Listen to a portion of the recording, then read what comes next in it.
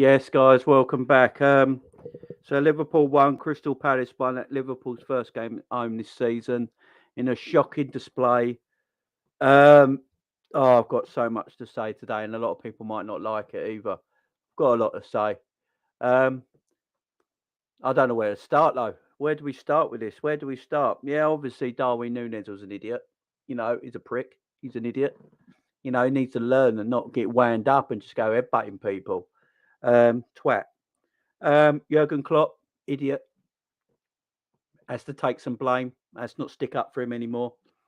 Robbo, left back, hasn't had a good performance for months. Fabinho, got a major issue with Fabinho. Major issue. One of the reasons we conceded that goal was his mobility in midfield yet again. There's so much that needs to be spoke about. There's so much that needs to be spoke about. I don't know where to start with it all. Really don't know what to start with it all. Now, I've had arguments with people online today, and I don't mind arguing with people. I don't mind debating with people. Me and Savage don't agree, but it's cool because we're mates. We don't have to agree on things. I don't think we played well today. Playing well and not winning the game, you don't play well. It's simple as that. Taking your chances, not playing well. All this counts as playing well. Not taking your chances, scoring. None of that happened because we didn't play well. I'm going to say, I'm going to say this right now. I am so sick and tired with this slow, progressive possession game we play. It is irritating now, and I don't know where it's come from because it's sort of come up on us from absolutely nowhere. It's come up from us from absolutely nowhere. This slow progression, possession-based football with no intensity. Slow passing from the back to the midfield, back to the back, to the wide areas, cross. That's what we do. That is our game plan. Pass, pass, pass, pass, pass. Have 70% of possession, do nothing with it. I said this, I know if people think I'm being reactionary, I'm not. Go back to, and Savage will back me up on this. Go back to what I said last season. I was saying exactly the same stuff last season at times as well about slow progression football. I said this last season as well. I'm not just saying it today. I said it last season. I am so sick and tired of this slow, progressive passing that we do. We play out from the back. We give it to the midfield. They turn, play it back to the defence. Then Virgil puts it into the wingers or the fullbacks if they're up high, out wide.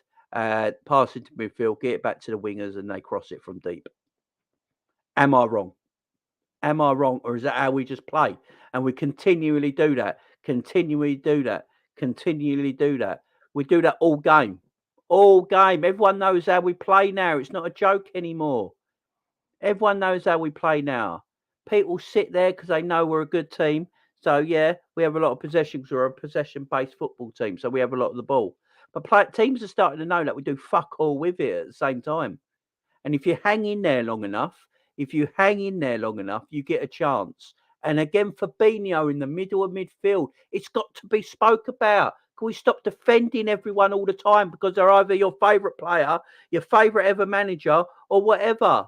At the end of the day, you're allowed to criticise, and I can't be arsed no more arguing with people about it. Like, I criticise Klopp's tactics today. And I get had a go at all the time about it, and I don't get why. I've never criticised Klopp in the 7 years he's been there, apart from the last couple of weeks, right? And his tactics are boring.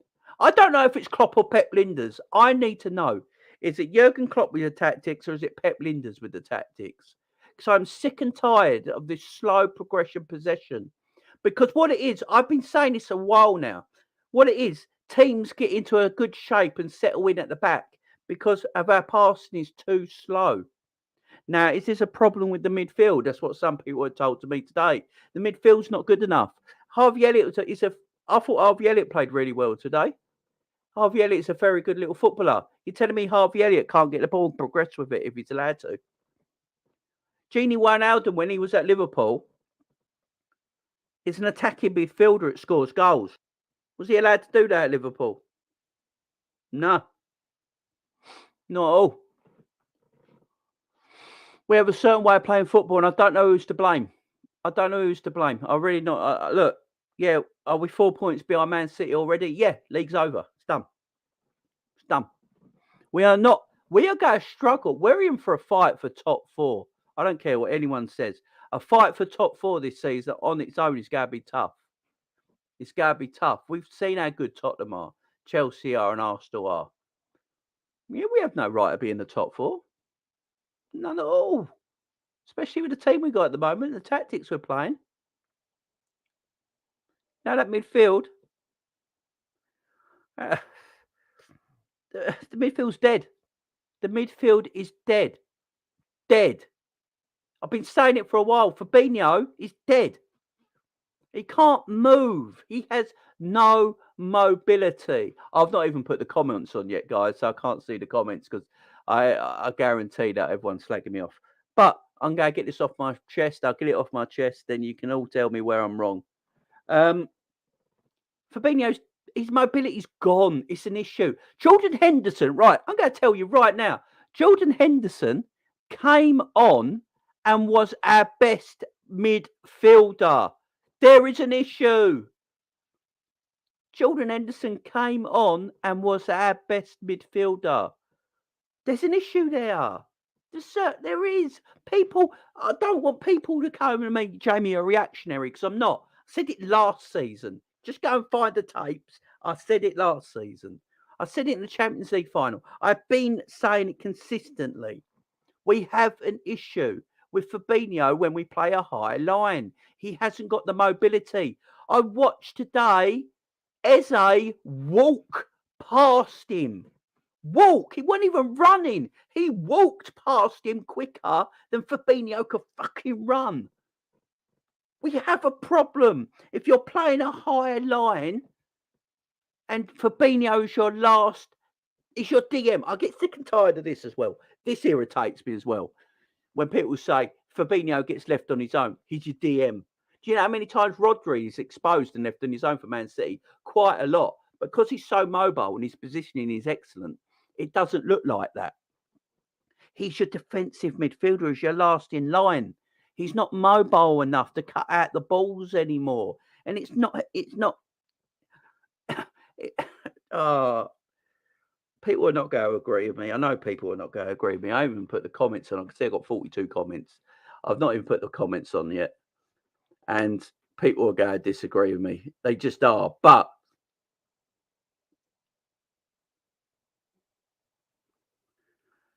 it's just... I'm sick and tired of this slow progression football. It's so slow at the moment. The movement is so slow. And then we cross from deep. Robbo and Trent get hold of the ball in the wide areas and they have plenty of grass to run into. They have options over the pitch. What do? We sling in a deep cross. Why? Why? And we just turn over possession. And because we turn over possession and we're really high up the pitch, it's then really easy to expose us the other way round because we don't have the mobility in midfield. It's not rocket science. If you don't have the mobility in midfield, and you turn out and you get the ball turned over on you, then your high line is at risk. Jamie Carragher said this himself today, a professional footballer who knows more than I bloody know. Right? It is a worry that we keep playing it and persisting with it. Why are we playing a high line? Why are we playing a high defensive line today with Nathaniel Phillips? Now, I've got no problem with that Phillips, He's an old school centre-back. Right? But you can't play a high line with Nat Phillips because he hasn't got that turn of pace. Now, Virgil's got that turn of pace. Virgil can turn and get back into position because he's turn of pace. I don't mind playing the high line when you've got that pace and mobility in the team. I'm absolutely fine with it. I really am. But when you haven't got it, maybe you just got to drop back 5 yards. Maybe you just got to look at it and go, right, drop back 5 yards, guys, because we're overexposed in this area right now because of the turnover of the ball. When the ball gets turned over, when we do these stupid, fucking ridiculous deep crosses that I'm getting so sick and tired of us doing. It's like, what's plan B? What's plan B? Like Klopp looks at Pep Linders and goes, "What's plan B? What's plan B?" Deep crosses. That's all we got. And when we do these deep crosses, we've got no mobility. So when the ball gets turned over, because we're not a big front line, you know, Mo Salah, what is Mo Salah? 5'9". You know, we've not got a hot. We're not a big tall side. We're not an aggressive side. You know, we're not a side that, you know, is like that. So if we was a team that was like that, you know, we had like a Dzeko and you know, Diogo Costa and all that up front for you, I'll be like, yeah, do that because it's more aggressive, yeah. But we're not like that, so why are we doing it? Salah likes to run into space. He likes the ball in behind him on the floor, where he can use his low sense of gravity and his body strength, you know, and his pace. Yeah. Same with Darwin Nunez. I've noticed that with Darwin Nunez today. Darwin Nunez doesn't really like the ball up in the air. He doesn't really want that. He wants the ball exactly the same in behind him on the floor where he can use his pace, yeah, and his strength. Same with Luis Diaz. The ball should always be going into the channels, into the spaces, working the ball out wide consistently, shifting the opposition from side to side. Shift the opposition from side to side. No, what do we do? What do we do? Constantly go through the middle all the time. Through the middle. There we go. And again, through the middle. And again, through the middle. And one more time, through the middle. That is all we do. That is all we do on a constant level, and it gets irritating. And I've said it, loads of people have said it. Why are we not using the wide areas? On commentary, especially when Jamie Carragher's on commentary for Liverpool, he's always saying Liverpool don't use the wide areas enough. They just don't use the wide areas enough. You know, you think of the width Robbo and Trent have got, yeah? Right, Trent. Oh, where do I start? Trent played centre forward in that second half. When we need width in a team, when we need that width, yeah, Trent is playing centre fucking forward. What was going on? What was going on? Why was Trent playing centre forward? I don't get it. I'm struggling here. I'm struggling so bad. I'm tired. I'm shattered. I've had a massive, and I come back to this bollocks. Why was Trent playing set? Can someone please tell me why we were playing Trent as centre forward with no width? Where was the width? Where were the wide areas? Where were they? Nowhere. Constantly through the middle. Constantly through the middle. It took one bit of genius by Luis Diaz. That is what Luis Diaz is capable of. I'm so glad for Luis Diaz. I'm so happy for Luis Diaz because I know that's what he's always capable of doing. He's great. He's great with a dribble. He's got a good shot, and he can do things like that. He can do things like that. Mo wasted chances today again. Mo wasted chances. So what I'm look. It's out of order for me to put the whole blame on the manager because it's not fair, and Pep Linders and all that, because that's not fair. That's not fair. But he has to take a little bit of responsibility. We can't be that blind. We can't be that blind and say he doesn't take no responsibility. Yeah. Look at all the other teams that are not doing well. Who do we always blame? Who do we always blame? Their managers, most of the time. Yeah. But for some reason, we're scared of blaming our own. We're scared of blaming our own. And sometimes we just need to go, you know what? You know what? Unfortunately, Klopp weren't spot on today. Klopp weren't spot on today. Right, and here's another thing. Right, another thing everyone says. What do you expect Klopp to do with that midfield? We can't play beautiful football with that midfield, right? So, when we won the Premier League, what was our midfield? What was our midfield when we won the Premier League? What was our midfield when we won the Champions League? What was it? Now, I love Thiago. Love him. But Thiago and Fabinho have not won Champions League and Premier League playing together, have they? They're beautiful footballers. Henderson, Milner, Wijnaldum, Fabinho. They're your 4 midfielders that we won Premier Leagues and Champions Leagues with. Them 4. They were the main 4. Gini, Hendo, Milner and Fabinho. They were the main 4 players in midfield that we won the Premier League and the Champions League with, without a shadow of a doubt. Who played today? Fabinho, Milner, Hendo. 3 of them are still there. So why can't we play football like we used to? So why can't we play football like we used to with the same midfielders?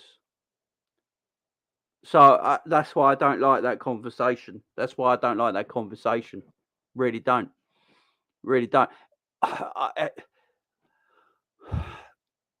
Did we play well today? No. We drew 1-1 at home to Crystal Palace.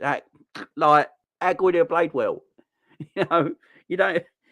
Yeah, you score the goals, you play well. Simple. You can't say you played well. Look, for me, Crystal Palace played better than us. Crystal Palace had the better opportunities. Crystal Palace should have won it. You know what I mean? Crystal Palace should have won it. Let's be fair. If Zaha could, did it in the post, should have won it. He had another chance where he should have scored. He had 2 1-on-1s. Palace play better than us. Only because we have more possession. Doesn't mean we play better. Our possession was bollocks possession. Our possession was Virgil to Gomez, Gomez to Hendo, to Milner, to Fabinho, back to Robbo, back to Virgil. Virgil boots it to the wide areas, deep cross. That's our possession. It's our possession. Or keep playing through the middle constantly. 1-2s, 1-2s, 1-2s, 1-2s, 1-2s through the middle. Nothing happens. It breaks down. Then we haven't got the mobility in our midfield to cover the ground. That's an issue. That's a major issue. And now I hear Matheus Nunez is going to Wolves for 43 million. So the player apparently we were after, who knows if we were or not, is now apparently going to Wolves for 43 million.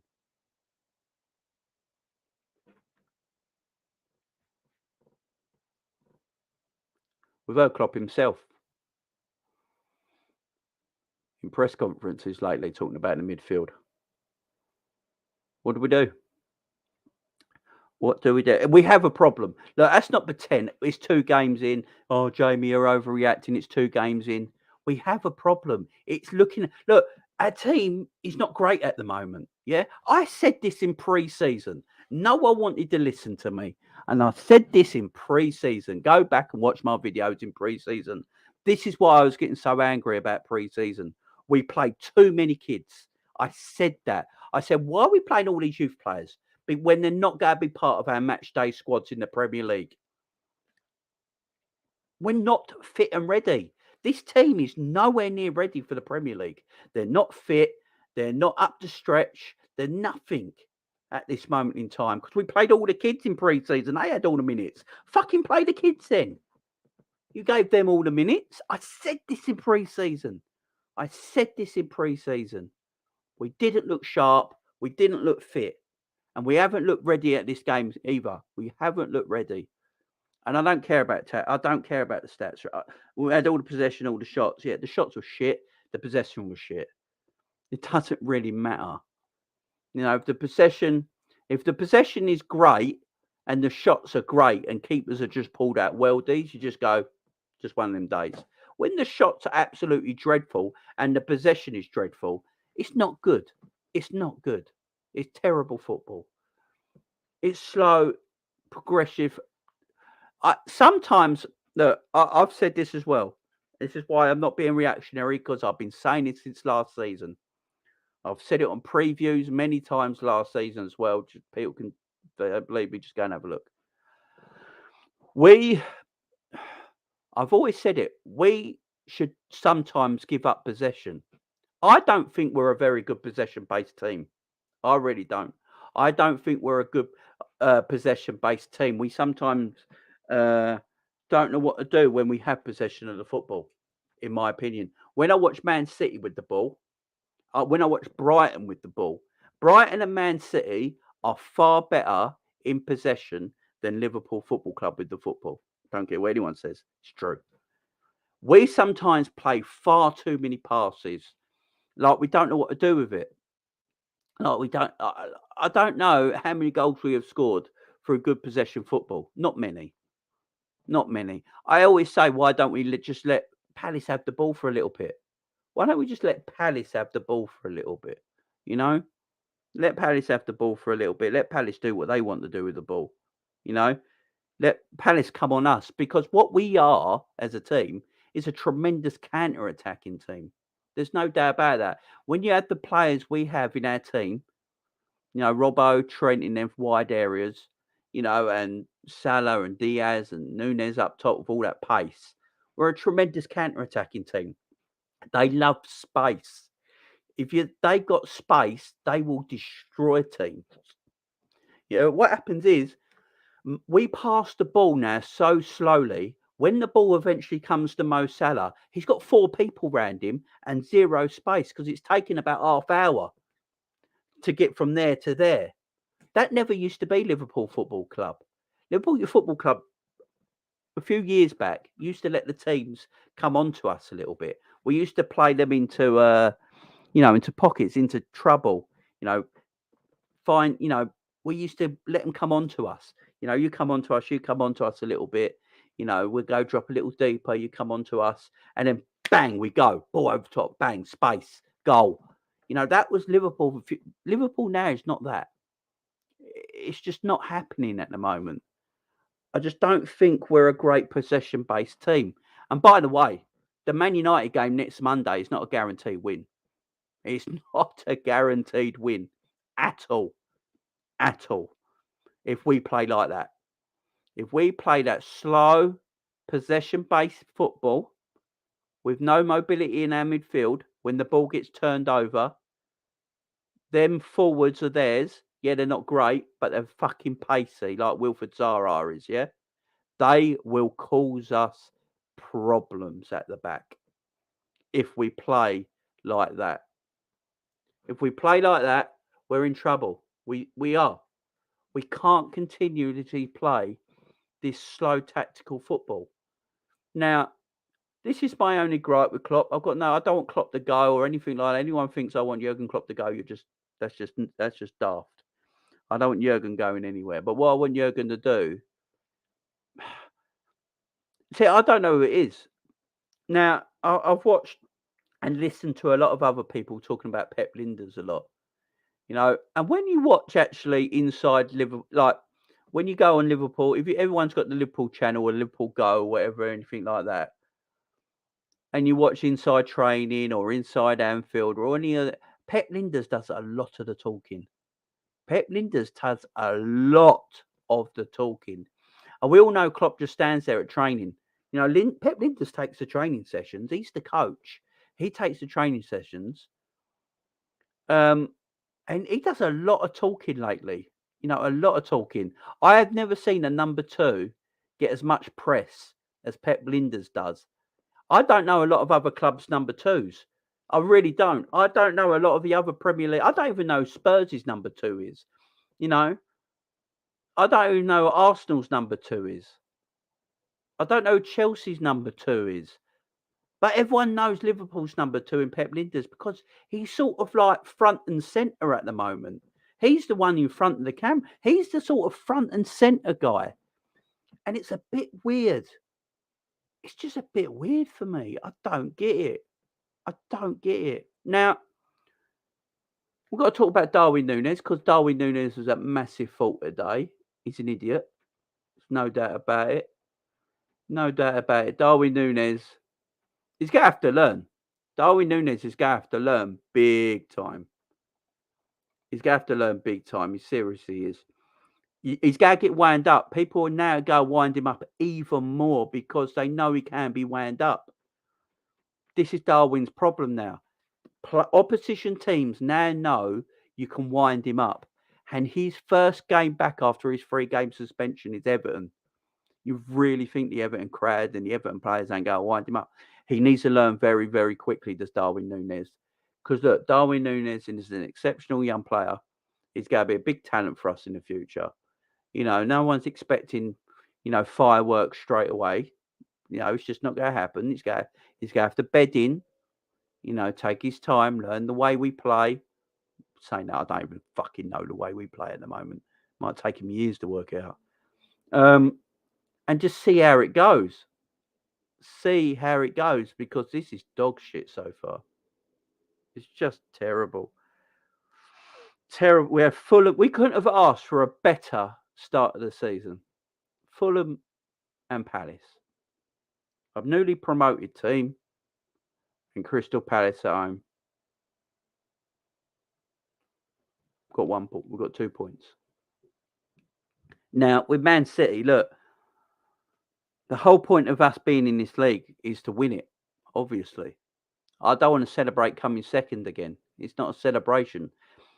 We might not even get in the top 4. Let's face it. I'm not even being stupid here. Everyone's improved. We've got no right to be in that top 4. No right to be in that top 4 at all. None at all.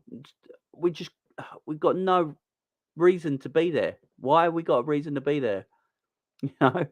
Chelsea have improved by the look of it if they keep signing players. Arsenal have improved. Many of us have predicted Arsenal finishing the top 4. Many of us have predicted Arsenal finishing the top 4 this season. I've predicted. I know a lot of us have finished. I know a lot of people predicted Arsenal finish 3rd or 4th. We predicted Tottenham are finishing the top 4. Man City definitely go finish in the top 4. Now, our place ain't guaranteed. We need to sort things out. Now, injuries is a major issue. That's why I'm angry and upset by the performance. But it's still, like in the Fulham game, we had good enough players out in that pitch against Fulham that should have won. We had good enough players today that should have won. Things need to sharpen up a little bit. It only takes that little bit, though. It only takes an ounce, and things change. Just maybe a little bit quicker the build up, because we are too slow. We play slow possession football, not fast. And the problem is, everyone gets back in their 2 lines of 4, or their 5 at the back, like Crystal Palace playing today. And then we find it extremely hard to break down. Sometimes I think we just need to go, let's change it up a bit. Let's let Palace come on to us for a little bit. Open up them spaces at the back. Let's give Palace, let's drop back 5 yards. Just let Palace come on to us a little bit. Because our best moments in the game all came from our counter-attacks against Crystal Palace. That's where our best moments in the game came from. So, I don't know. I'm confused as fuck. The day's been a nightmare. It's been a horrible day. It's just been, well, not horrible. I don't know. It ain't a horrible day, is it? But it's just been a hard day for me. And then I come back to this dross. Got my daughter sleeping on the bed over there so I could do this video. I'm going to get Savage in right now and he's going to tell me off. But I can see him right there. Jamie, I'm going to kill you. He's going to kill me. I don't want to bring him in. Yes, let's bring him. But yeah, things need to change at this. Things need to change at this football club. It's simple as that. Things need to start changing a little bit. And if the truth is, Matheus Nunes has gone to Wolves now. Yeah. Wolves agree a club record of 38 million for Sporting. It's just, I just don't even know if we was in for him. It's probably just fans talk. But it's just irritating. It's irritating. It really is. And I'm just, it's just parts that we just, fuck Nunez as well. Big up, bro. Big up, mate. Big up Penny as well, man. You can. First of all, man. Family good. Family's fine. Yeah, family's fine. Penny's good. Everyone asking today, by the way, I should have started with that, but I was angry. Yeah, Penny's well, guys. She's doing well. Yeah, she's got the halo on her head right now. And then she goes to Great Ormond Street in a few days, and then they connect her to traction.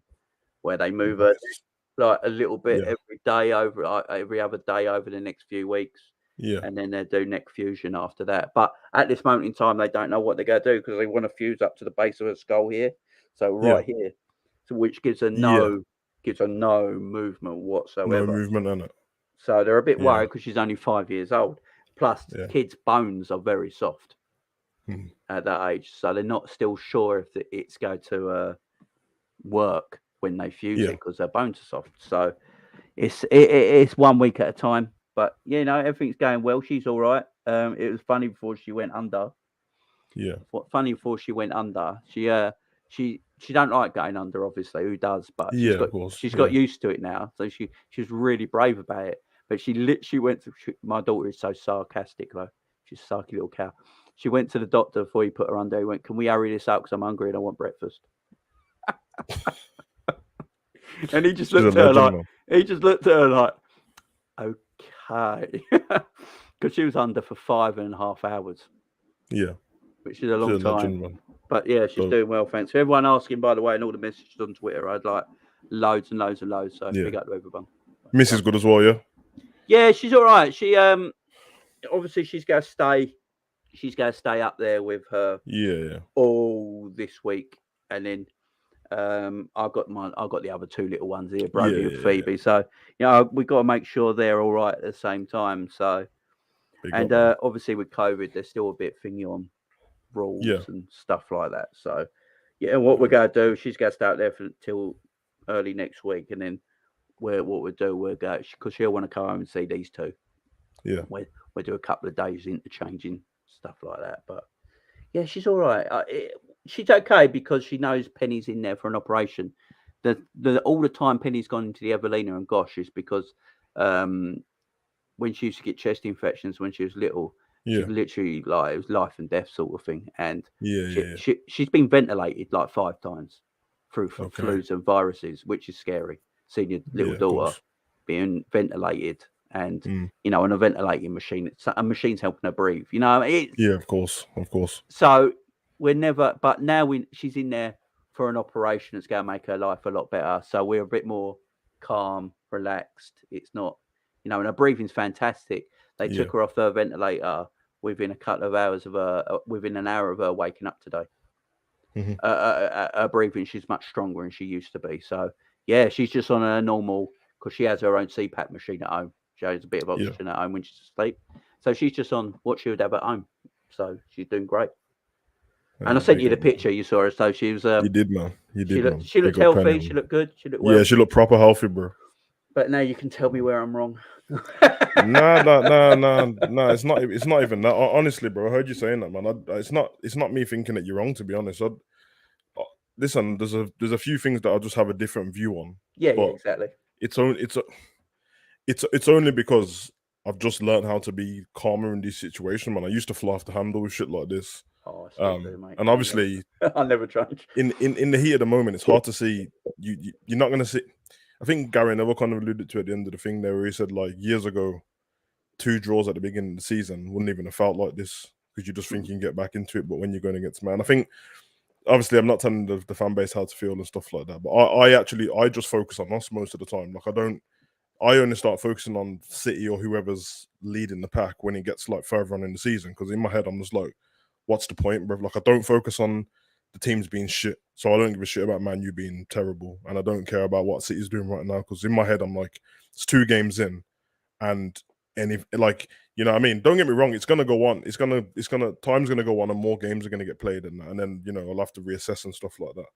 I try and I'll talk about like the overall thing in a bit, but when I'm looking at the game individually,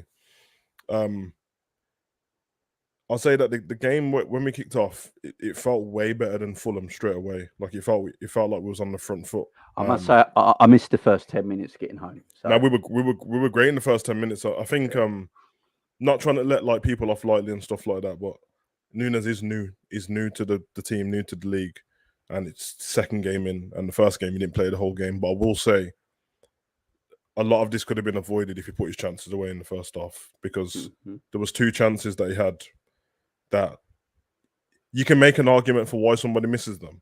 it's just hard to when it's a fine line. And it seemed like one of them was a really good block. I think, I can't remember, it was Gray or someone like that. It looked like he missed it completely. But then when I seen the replay, I was like, Gray, he got there, and I think he hit the post or something like that. But there was another one where I think Harvey chipped the ball into him. It was perfect. He took it on his chest, and then he swiped at the volley, and that wasn't very good.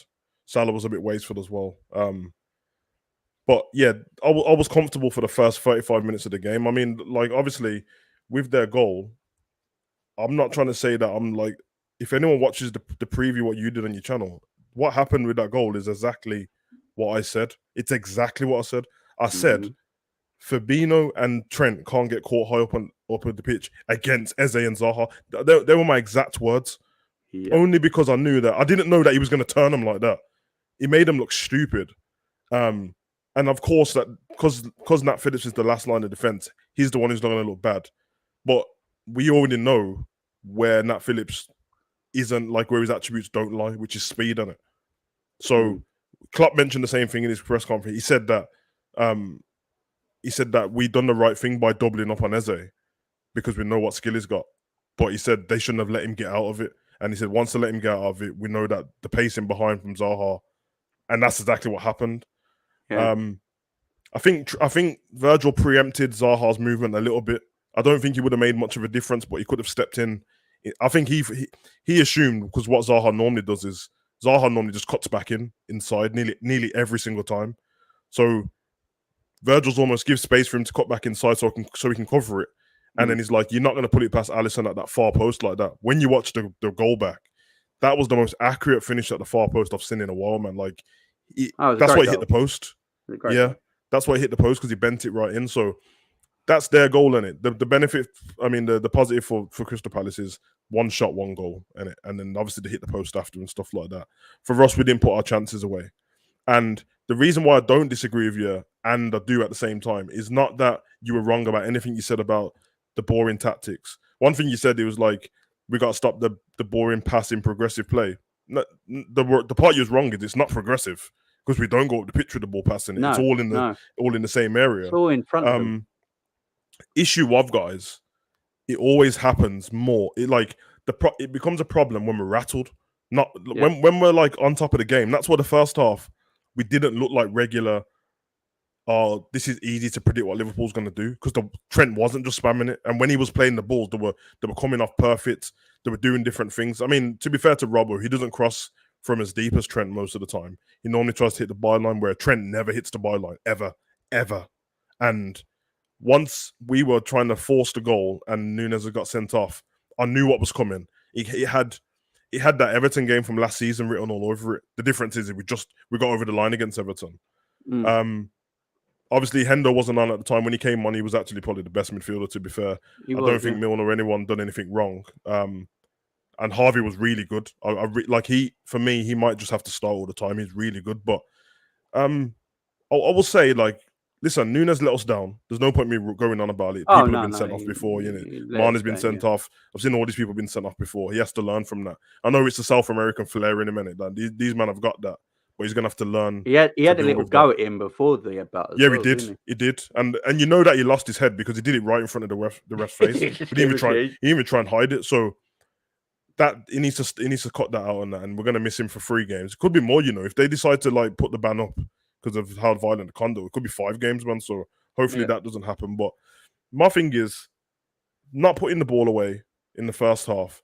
And I said, when me and Cav was on earlier, I said, like, I need Liverpool to start scoring early in games again, or scoring in the first half, because I think they said it was the last 7 games we've been down by a goal.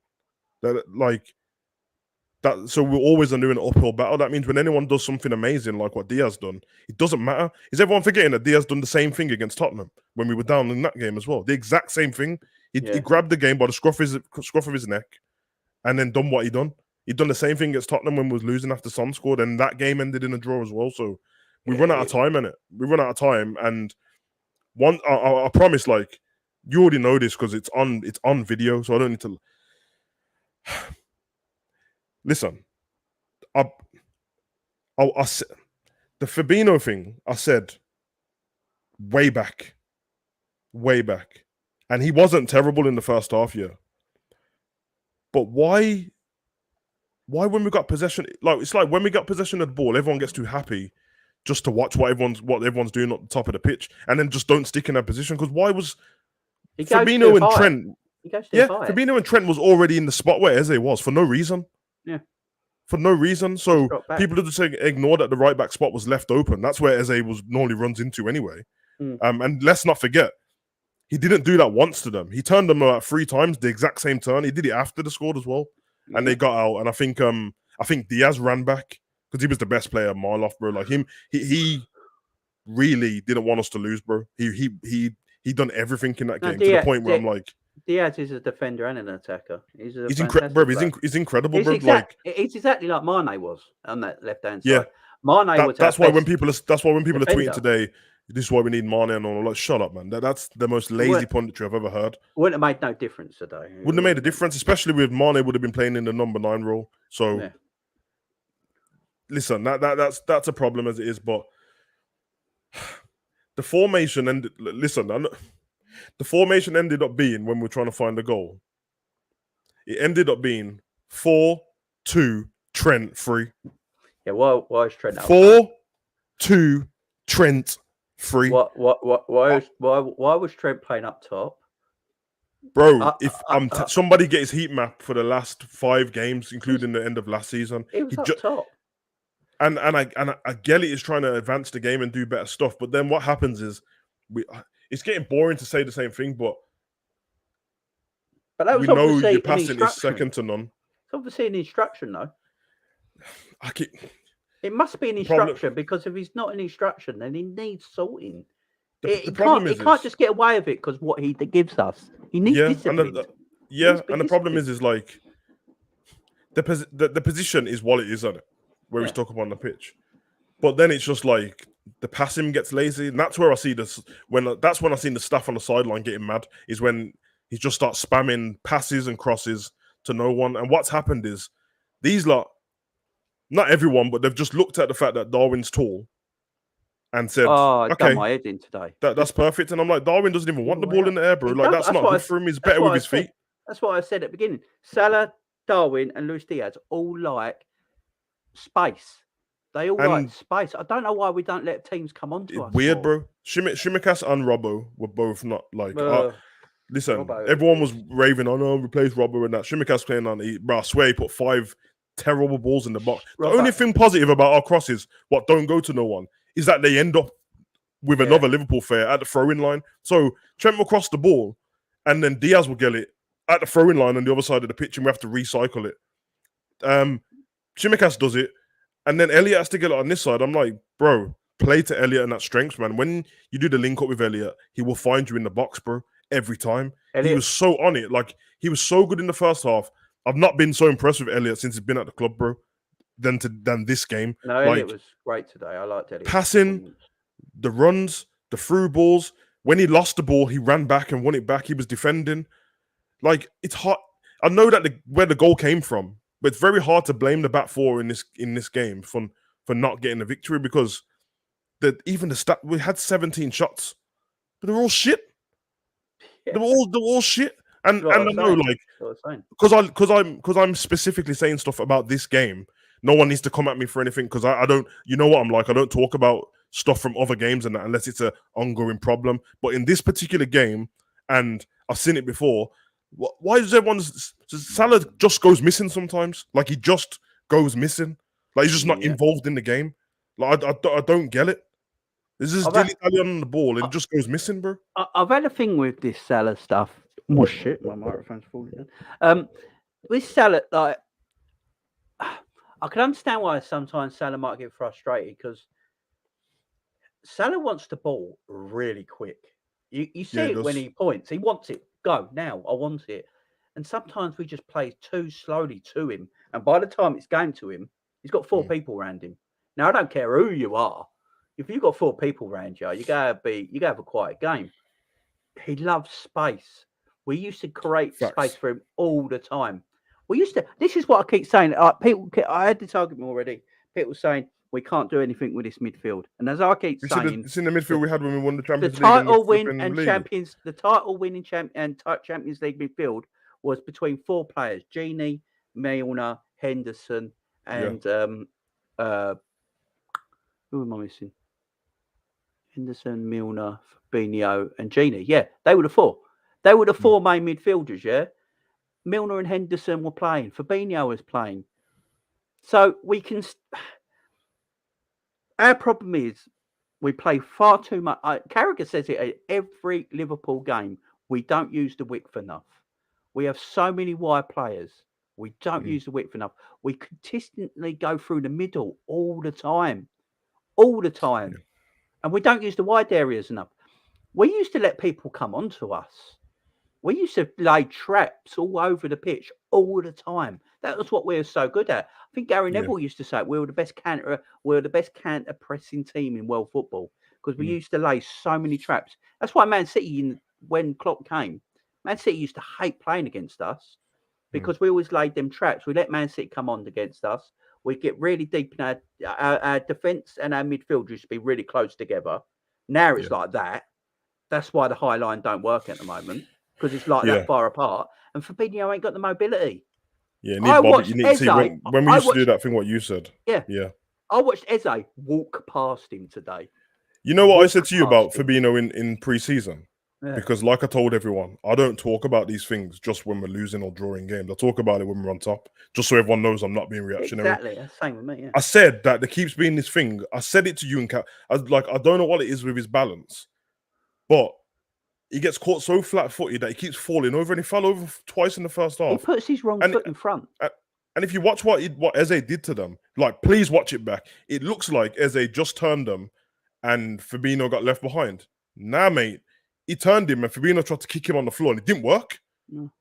You can't even get that right, like taking him out. But the thing is, he drops deeper instead of being in that position where he was with Trent. Then we come off this game saying that he had a great game because he was really good up until then. He was being progressive with the ball. He was making like great through ball passes. Him and that was playing like Matip, to be honest, before that happened, making great passes and that. And to be fair to him, after that, he didn't make enough of a mistake. But like, I see people saying in the chat, and like this Mane thing keeps coming up every time. People, you need to get over it, bro. He's not a Liverpool player anymore.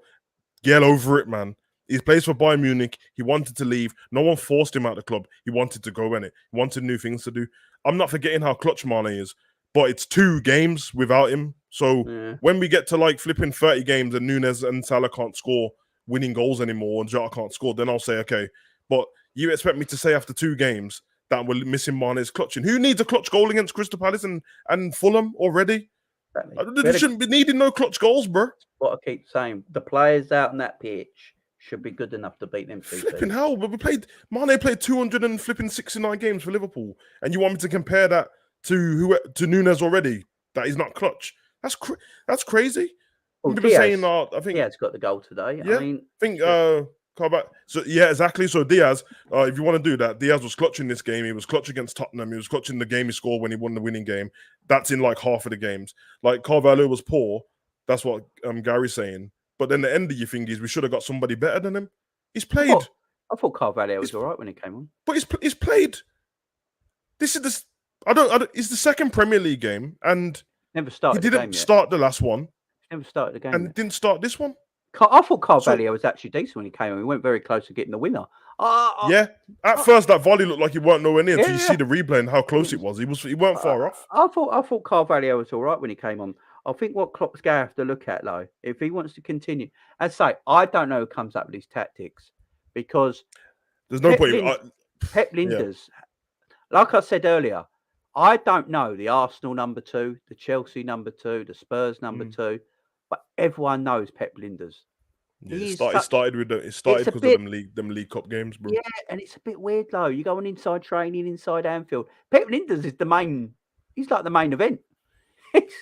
Listen, I won't make excuses in that, but I think the reason why inside training, first of all, that's like a 10-minute video from like how many hours of training. Yeah. But Klopp doesn't want it. Like when it comes to training time, he doesn't want to be in front of the camera. You can even see when he's standing around, he's trying to move out of the way of it. But when it comes to Pep Linders, that everyone knows him because it's come after the back when we had all them games before when he was playing like the Club World Cup and stuff, and he had to manage the games against Villa and then our League Cup game. So he ended up being the guy. But you are right. Since Carlos Queiroz for Man U, I don't remember people knowing about so much about number 2. But what I will say is, big. I won't even entertain the thought of, is it Pep Lijnders coming up with the tactics? Because he ain't our flipping manager. So, you know what I mean? That no one in the history has ever talked about the number 2 changing the tactics, because Klopp's the front guy of the club. So I won't do that. If the tactics are off, then it's Klopp. It's kind of simple. If the transfers and whatever's off, it's FSG and Klopp. That's how I see it. No one's above criticism. But no all I will say is what I said to you in the message, because I weren't trying to be funny. My point is, it's Crystal Palace and Fulham, man. Like, should be winning. The tactics, it's hard. It's you'll know what I'm saying, and it's hard to describe saying that tactics work when they don't end up working, but they do if somebody puts the fucking ball in the net. That's my problem. Yeah. So it's like, you can think of anyone's tactics. It's like saying Man City's passing don't work because for like a game they couldn't. I remember last year against Crystal Palace, they drew 0-0, and if everyone came up and said Pep's got to stop these tactics, that don't work. I'm like, yeah, they didn't work for this game, and in hindsight, you can look and say it gets a bit repetitive sometimes. As is way more. Pep's can't really get stale because it's passing the ball around, isn't it? You can't really get stale at doing that as long as you can do whatever in the end. We're terrible. With us, it's kind of like, I said to you too many times that usually the way teams play is there's a balance in it. So like both fullbacks on each side are doing the same thing, just on different sides of the pitch. And the left winger and the right winger are doing the exact same thing on different sides of the pitch. So, for example, if Foden's cutting in from the left and Mahrez is cutting in from the right, they're doing the exact same thing. They're just on. With Liverpool, it's never been like that. Diaz does something different to what Salah does, completely different. So Diaz is actually doing that. That's why when everyone said Diaz has to cover Mane's goals, I agree. He definitely should score more goals. But we've always had, hear me out, obviously the front three can all create in it, but we've always had one creator, 2 goal scorers in it. It's not changed because now we've got one creator, but he's just on the left-hand side now instead of being in the middle, which is Diaz, and then Salah and Nunez, or Salah and Jota, or Nunez and Jota. So that's how it goes. So I'm not bothered about that. The problem is wherever else on the pitch the creativity comes from, it's the wing backs, and they need to be more inventive in what they're doing because you don't need to worry. All you need to worry about as a defender about Trent is if he plays the perfect ball. That's what you need to worry about because you can't stop it because he crosses it from so deep. It is what it is. He almost see him today as well when he weren't looking behind him again on one of their attacks. I told you. And he was so lucky. You're on about when Zaha hit the post. It's when Zaha hit the post. He did look behind him again. I was like, you don't learn his lesson. And I don't care who you are and what sort of player you are. If you continue to do something that's becoming a bit of a problem now that even fans can see and dissect, he needs pulling up. If he needs dropping, he needs dropping. He needs to be told. At the moment, that's the problem, and we can't even drop him. And because Calvin Ramsey's not injured, he's injured at the moment. He can't even be dropped. And the problem is that if Klopp wants to play these tactics, you can't with this midfield at the moment because, as I keep saying, when we lose the turnover of the ball and we push high up as a team, we haven't got the mobility in midfield to cover the ground. And our midfield and defence is too far apart. Yeah. Because of the mobility issue. And they get in behind. You know where that comes from. This is the problem. It works if Fabinho takes up the centre circle and that's his position for the game. That's when it works. He's just got to sit on the halfway line, not move. I don't want him on the edge of the box. You've got to know your own capabilities, innit? You got to stop thinking. I get it as well. I get it. Like if you've been a baller and you know that you used to be able to do something, in your head you're like, I can still do it. And then when it happens to you and somebody runs past you, like, oh shit. So in his head, he advances, which is fine when he's got the ball. When he doesn't have the ball, kind of don't need you in it because you're not going to shoot from outside the box. Like, apart from that goal against Man City when we won the league, when was the last time you seen him do it? You haven't. Yeah. So there's no point. Now, if Elliott starts, the beautiful thing about him is he does what we would want. Whatever midfielder everyone's trying to buy, who you want score more goals or try and get into the box, he actually does. He actually doesn't just... I don't think Klopp can coach that out of Elliott because he's not that kind of kid. He kind of like, yeah, boss, I'll listen. When he gets on the pitch, he just does what he wants anyway. And he helps out the team. and he tries to get into the box. And you've seen when he gets in and links up with Salah, there's it looks like something's always going to happen. So listen, things definitely need to be worked on because the stuff I'm talking about, I never saw it in the last 2 games. This is the least of my worries. I saw it end of last season, some in the middle of last season. Hendo looked, surprisingly from everyone, he looked really good when he came on again. Yeah, he's our best midfielder. Last game, he looked good when he got moved into the 6. He's our best midfielder. If Thiago's not fit, Jordan Henderson is our best midfielder. That's an issue. It's 2022. It's an issue. He came on, was more creative. He kept the ball moving. You know, he wanted to move it quick as well. Hendo was looking around. He's always got his head on the swivel. He's trying to move the ball really quickly and get play going. And that's an issue in 2022. It's an issue. And if Klopp wants to play this way, I'm fine with it. But we need a younger midfield to do it. Now, Harvey Elliott didn't put a foot wrong for me today. I thought it was great, Harvey, and everyone was worried about Harvey, you know, losing the space when Trent runs and all that. That didn't really happen as much today because of that. No, especially didn't happen as much as if Endo played there. So I don't see a problem with. Yeah, I agree with you. I'm actually fine with that now. I always said to you that the reason why Elliott won't start is and because we give him credit for as well. No, he was defending real good, man. So I'm not mad at that at all. And yeah, Hendo was good, man. I told I'm not joking. Like I'm just saying against Man U, play Hendo in Fab's position, man. I'm telling you, bro. Because it's all good watching Man U get beat up and all that stuff. And I told people this earlier about Man U, even before this game. It's still Man U versus Liverpool, and they've still got some quality players, especially in the attacking third. Yeah, their defense is trash, but that doesn't really matter because you know what I mean. And I to be fair to Crystal Palace, they didn't even sit as deep as I thought they were going to do. I thought they were going to throw I don't think they defended that well. I don't think they didn't. That well. But what I said to you though, didn't I? I said we're against teams with big centre backs like Anderson. They love when you cross the ball in. Yeah. I bet if you go and look at his stats, he headed the ball away about 20 times. Bro. Who's going to jump against him? Them fucking deep crosses from Robbo and Trent does my head in. It's like they're I'll take Thingy now. If everyone keeps talking about all these signings, all this Nunez bollocks, and I don't really care about this fucking Matthias Nunez, to be honest. I told you already. I never heard any Liverpool manager or staff say he was going to get him. I never watched him play, so everyone can pretend. Well, they said he can go to Wolves and it. They've already said Liverpool were never in for him. Yeah, he's going to Wolves. It's normal, and it's Portuguese. That's what happens at Wolves. Well, if he's going to Wolves, if he's going to Wolves, is he actually that good? Exactly. So, it's just what Portuguese players do to go to Wolves, bro. That's how it goes. I tell you what, though, I don't know how much Elise costs.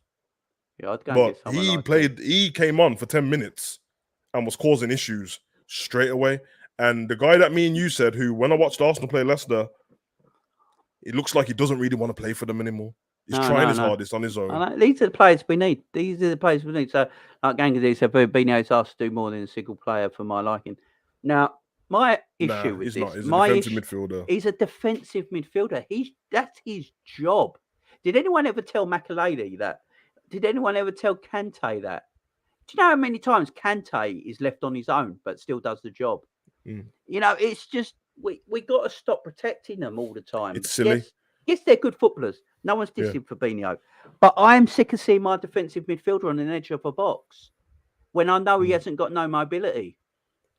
If I stay back, you don't even see. Don't even see Rodri that high sometimes. Jay, answer me this year. When is he actually left alone? This sounds like a myth to me. Because as far as I know, every time I see Fabinho, behind him is always Virgil and Matip in it. Just because some player who's really good at running with the ball is going against him on his own. That's what happens. It's 11 on 11. You're a defensive midfielder. The attacking midfielder will run at you. That's like saying, we can't keep leaving. In fact, I heard people say it before. You can't keep leaving Trent to deal with Zaha, or you can't leave him to deal with Rashford, or you can't leave him to deal with Martinelli. Guess what? They're left wingers. He's a right back. That is literally how it goes. So all last season, if Trent had a bad game, people will blame Henderson for it. Why did he leave him? What are you talking about? It's one-on-one. What are you talking about? That people, you know what it is, isn't it? people need to learn how to get their opinion out, not slag the person off, but give criticism. But people can't. So what they'll do is they'll make a point and then they'll jump to the person's defense at the same time.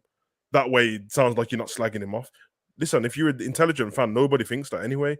But people like, I think I've heard you say it loads of times when people keep saying Fab's been left on his own. I'm like, yeah, defensive midfielder, like Rodri, like Fernandinho, like flipping Xhaka. Like I don't. They're the last line in the midfield defence before they get to the defenders. That is the point of their job. That is their job. I don't want to see him look, and he's got no mobility. We all know that now. I saw Eze walk past him, and Fabinho was running, and the Walker was winning the race. I can't be doing that no more. And I don't want to see him on the edge of our box when we're attacking. Drop back a little bit. If you know your mobility is not what it was, drop back a little bit because you're still technically a very good player. You know, your mobility is the problem, not your technical That's what I just said to you. Yeah. What's the point of you being on the edge of the box if you're not going to pick the ball up and shoot anyway? You might as well not be there. Like, just, I mean, what's the point? Just don't, like... And Henderson, I don't care what anyone says, Henderson was our best midfielder today when he came on. He was better than Milner. Milner did fuck all. And Elliot, apart from Elliot as well, Elliot was doing some nice stuff today. Elliot was one of the only midfielders that was trying to pass into feet or pass into space all the time. He drills a pass at your feet. He expects you to control it, and then he wants to give and go. I like that. We need more of that. But our problem our problem as a midfield is the turnover. And that is what opposition teams are now learning. If you can get the turnover against Liverpool with their high line and their midfield not that mobile, you're in. It happened against Real Madrid. Real Madrid for years, to be fair. Happened against Real Madrid in Champions League final. It happened against Fulham, and it happened tonight. It's a pattern, and it ain't going away. And why not? The only rare thing I predicted Nat Phillips to play, so I'm not going to say he shouldn't have started because I actually said in our preview that he started the game amazing as well. Play Nat because I want to see Nat and Virgil together.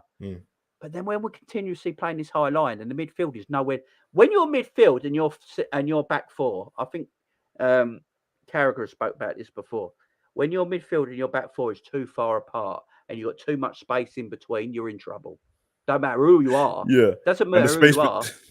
The space between today was at the halfway line, and Trent and Fabinho were way up the pitch. That's my point. When people are like, "Oh, listen, if Fabinho and Trent was in their position, there's no way that goal.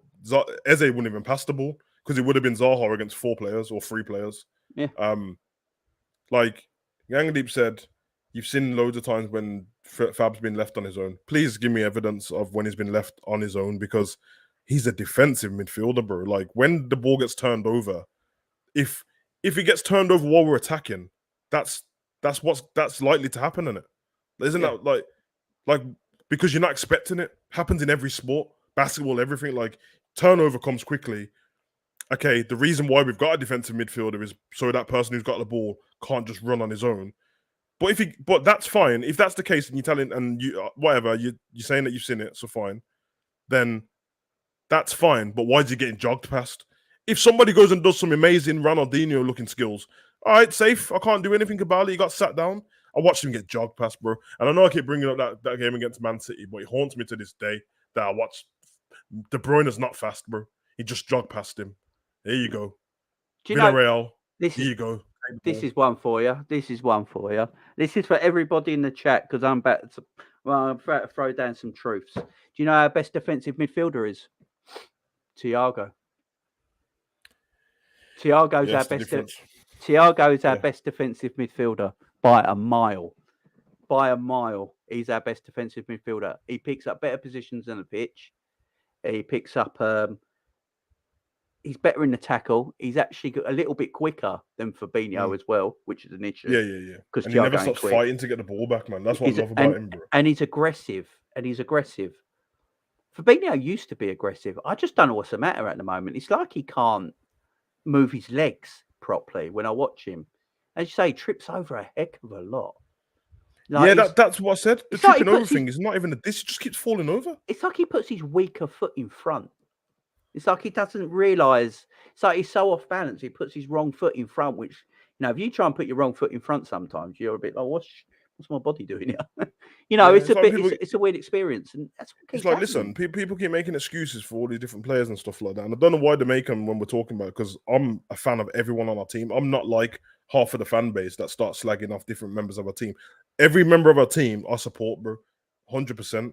You know what I mean? You're not gonna, you ain't gonna catch me destroying Nunez and stuff, and then when he scores, celebrating. Like, nah, everyone's got to take accountability. They're professional footballers, and they get paid just to play football, bro. So that's like, if you're getting paid just to do one job, you try and become an expert at whatever you're doing in it. So when something goes wrong, you got to take responsibility for it as well. Yeah. Thankfully enough, the players ain't the one making the excuses for them. It's the fan base. But I'm saying, when people are like, oh, well, you know, the problem is with Robbo and Fabinho is because they're burnt out. What are you talking about?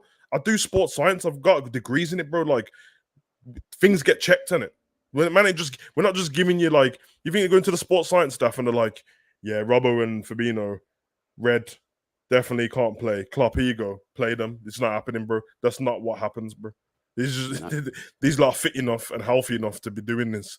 Sometimes you're either out of form or you just need to change stuff in your game because people start to age in it. And like, we've done a lot. We've done a lot in terms of getting to the place we are as a football team. Klopp took over not the greatest bunch of footballers. He brought in not the greatest bunch of footballers. You know what I mean? There's gems in every spot. But if we're honest, bro, like, if you took the individuals out and put them in Crystal Palace, now you might, but back then you wouldn't have said that person's the best player in that team. Mm-hmm. Like, when Wijnaldum came from Newcastle, no one said he's the best player in Newcastle's team. You know what I mean? These are these little things. Like, Milner wasn't the best in Man City. Henderson, he came ages ago, but you see what I'm saying? Robbo wasn't the best at Hull. Trent wasn't even the best footballer in the academy. You know what I mean? So we tried our hardest. Same with Firmino. He wasn't the best at Hoffenheim, but he come in, don't know what he needed to do. And yeah, you have to start changing your game and adapting to certain things. The best players in the world all adapt, which means they've got to adapt. Klopp's got to adapt. Everyone's got to adapt, apart from flipping Alisson. He's the only one who seems to.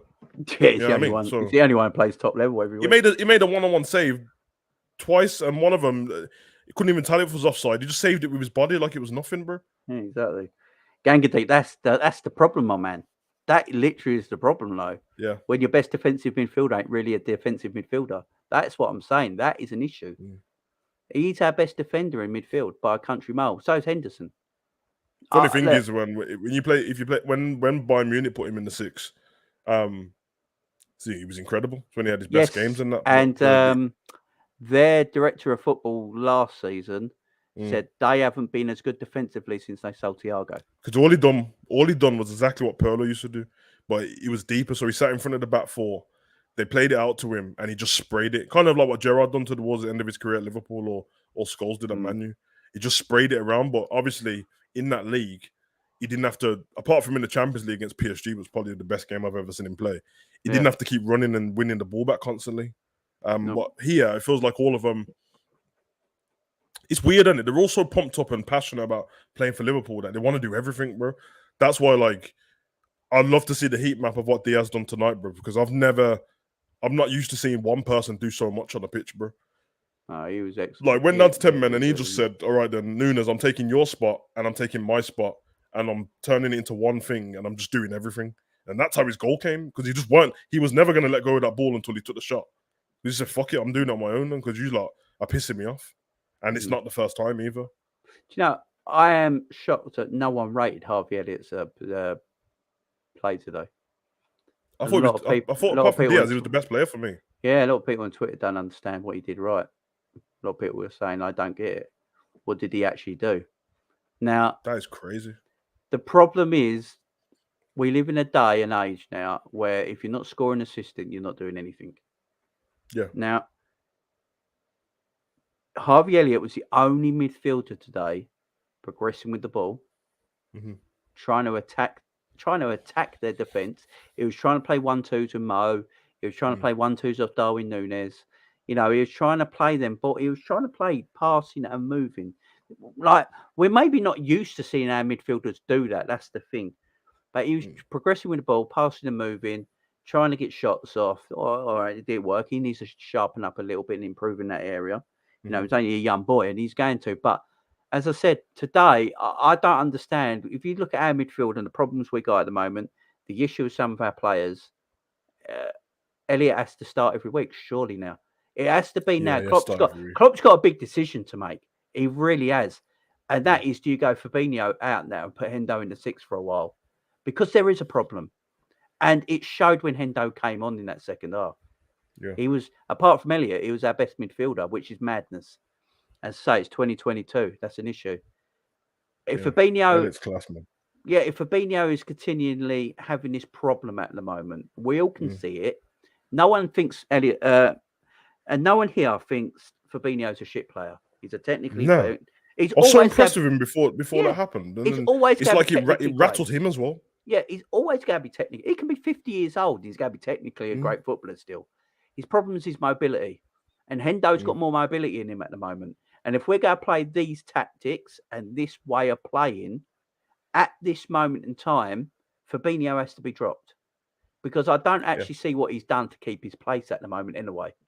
Yeah. He has there. So against Man United next Monday, I'd probably go Hendo in the 6. Naby not coming on tonight was a weird one as well. That was weird to me. Yeah, but it just goes back to what I told you before, and it goes exactly about this. Klopp doesn't who gets trust excited him. by him coming on? Klopp don't trust him. When did he come on and do something? It's a weird one. It's a weird one. Even I was looking and I didn't expect to see him, to be honest. I was like, no, I mean, he's bringing on the young boys instead. No, I mean, I'm starting to think now when Curtis Jones is fit and available that he's above catering the pecking order. Bro, just remember he ain't signed that new contract yet. No, I am starting to think when Curtis Jones is fit, Curtis Jones is above catering the pecking order. I really do. That's Harvey Elliott, that's Curtis Jones, that's Henderson, that's Milner, that's Fabinho. That's Caton needs to look himself in the mirror and go, what am I doing wrong? Because I shouldn't be. No, I should be first choice on the pitch, to be fair. But he's not. He can a good cater progresses with the ball, presses without the ball, and he has actual legs in our midfield. And when Klopp's not picking him to come off the bench when we're needing that, you got to look yourself in the mirror. I honestly think with Klopp and Naby, I think he rates him as a footballer, and for him, it's like if it's a game like today, unless he's starting him, I don't think he cares about bringing him on, to be honest, because he never offers anything when he comes off the bench and that. But in today's game, when I looked, I was like, kind of the midfield that I predicted, to be fair. I thought this was going to happen. It's a weird thing, isn't it? The problem is that there's a lot of he gets a bit lazy in the fan base that every time something goes wrong in a game now, it's because we need new midfielders. But like today's specific problem was we should have put our goals away. It's pretty simple. We should have scored. Crystal Palace Palace are like, they shut down after they concede a goal. They don't even try and score after that. They just try not to get battered. Even Vieira said, like, yeah, I was happy with a point. He said anyone who comes to Anfield should be happy with a point and stuff like that, because they were always going to play on the counter attack. The reason why they didn't play on the counter attack against Arsenal, I mean, if you notice that Anderson didn't play that ball over the top today, he didn't do it, and I was expecting it the whole time. He didn't do it, but against Arsenal, they're like, listen, we might be able to go toe to toe with these lot because we don't rate them as much. They got to think a little bit more against Liverpool. I've seen Edward saying there about Darwin getting hate online and that. Listen, for me, them people online, you're not a Liverpool fan, bro. If you're saying that he was a bit of an idiot tonight, that's fair enough. Fair enough statement to make. He's an idiot and he needs to learn. Yeah. But that's about it. Look, we all make mistakes. We all really. And I think times. But Klopp said that Firmino should be back for the Man U game. Firmino being injured. Funny enough, like I wouldn't have started Firmino over Nunez, but Firmino in Man U games, the way their defense is and the way he presses is usually all right, man. But listen, I'm seriously worried about the Man United game. Seriously. Yeah, I'm always a bit anxious when it comes to Man U games anyway. But like we did tonight against Man United, we'll lose. We'll lose. We just can't.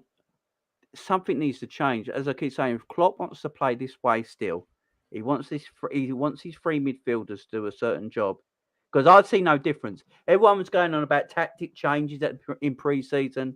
Got Carvalho now. We're going to go 4-2-3-1. We're going to change it all up. Nothing's changed. It is the same tactics and the same system it was all last season and the year before.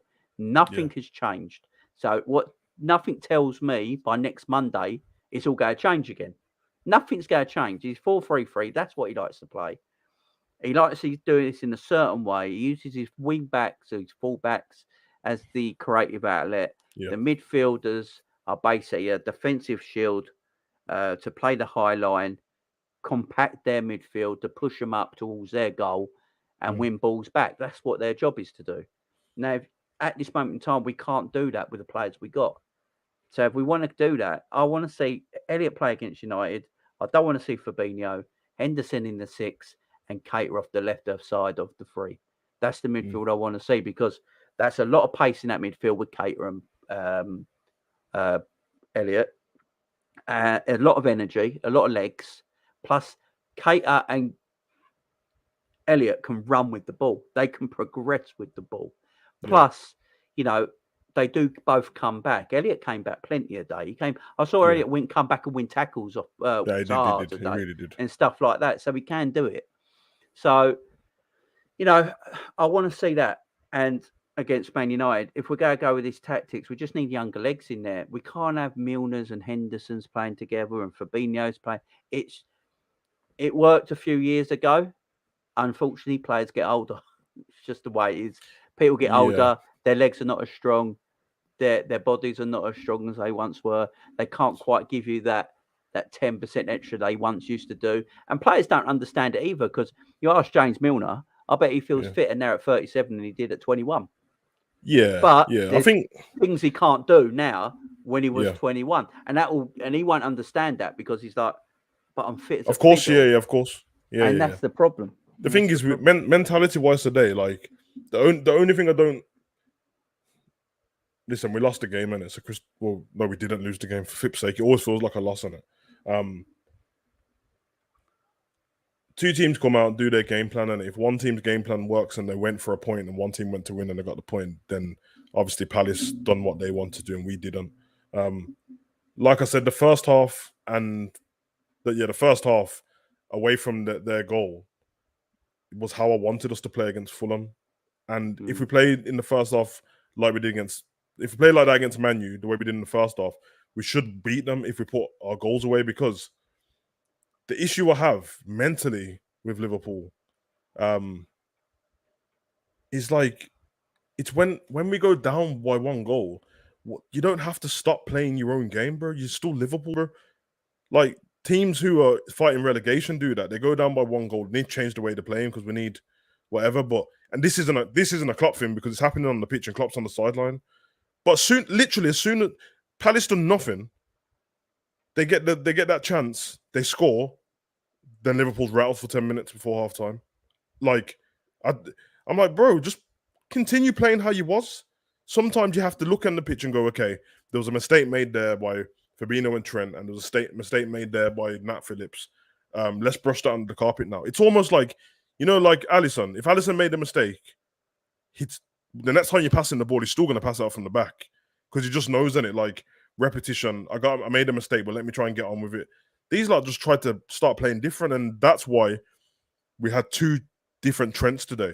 First half Trent before the goal, and then second half Trent. First half Trent the passing was a variety of passing. There was through balls, there was crossfield balls, there was balls down the wing. Second half Trent, he was playing up front and deep crosses, because I'm rattled and I just want to and I know it comes from wanting the best for the team. It comes from wanting the best. They're like, running out of time. We need to get a goal. I want to help the team. Just take your flipping time, man. Just take your time, because the other team just loves it. They'll just love it. Okay, cross the ball in, I'll header it out. It'll go back to Virgil, I'll pass it back. Give it back to you. You're going to cross the ball in, I'll header it out. Repeat. And the cycle continues, man. And I just think need to be smarter.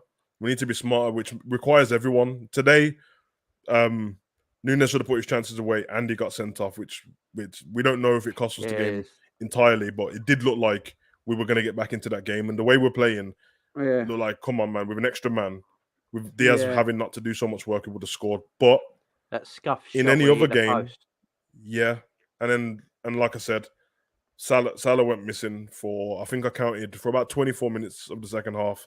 Didn't look like he was doing much, to be honest, man. And he wasn't that he was trying to be missing. It's just that the football intelligence in that spot was like, what you like, stop now, man. Like, try and do something else. Yeah. Because the other teams work you out. Like, Fingy had a great game against him. Was it Mitchell who played left on the left side? And Yeah, covered. Mitchell always has a good game against Salah. He always has a good game against him, exactly. And I've seen it when we play against Southampton. Carl Walker-Peters always has a good game against them as well. Against I think against Tottenham as well. Royale and flipping, even Ben Davies ends up having a good game. So the thing is, Mo can't afford to have quiet games with his big contract he's on. And that was always a worry. It's always a worry for me. More than game with it. He just can't have these quiet games. He asked for this money. He deserved. Let's be fair, he did deserve the money. Yeah, he's got it, and he's got it now. Yes, he can keep going, and he can't afford to have these quiet games. The big wages he's on now, unfortunately, because people will throw that in his face. That's what you said was correct about the fact that you said that people, when I was on about Elliot, it was like people think if you don't get an assist or a goal, you had a shit game or you didn't do anything. That's very true of the midfield and the back. The problem is if you're the goal scorer and you don't do it, then you kind of like if you're the goal scorer and you don't score, you don't assist, and the link up plays dead. Yeah. Then you've had a stinker already, and you've not done anything. And that was Salah and Nunez today, because Diaz done everything what he was trying to do. Even if you took away Diaz's goal, he's done everything he was trying to do. Whereas the other two, you can't afford to. That's why Salah looked not great at the end of last season, and why Mane didn't look great at the beginning of last season. And the reason why Jota did, because when Jota has a stinker, he still scores on it. Yeah, that's kind of Jota's thing. It was very rare that you saw Jota have a bad game, unless he got subbed off. You're not really going to see Jota have a bad game and not contribute. We really miss Jota, I will say. We do miss Jota. Jota. When the camera went over to him, Matip and Thiago, nearly wanted to cry, bro. That's why I try to free ballers. I try and keep a level head when it comes to certain things in the squad, because when you've got them all in the squad, all of a sudden the bench doesn't look dead anymore, and it doesn't look like there's no invention. Because last season everyone was excited. Oh, look at the depth we've got.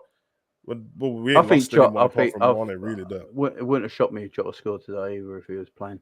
Would have made a perfect game for Jota. Yeah, it wouldn't surprise me. Gangs there, Jamie. I have an unpopular opinion. I think Kulusevski is more well-rounded than Diaz. Now, I've had this Kulusevski thing before, and I sort of got proven right against Chelsea.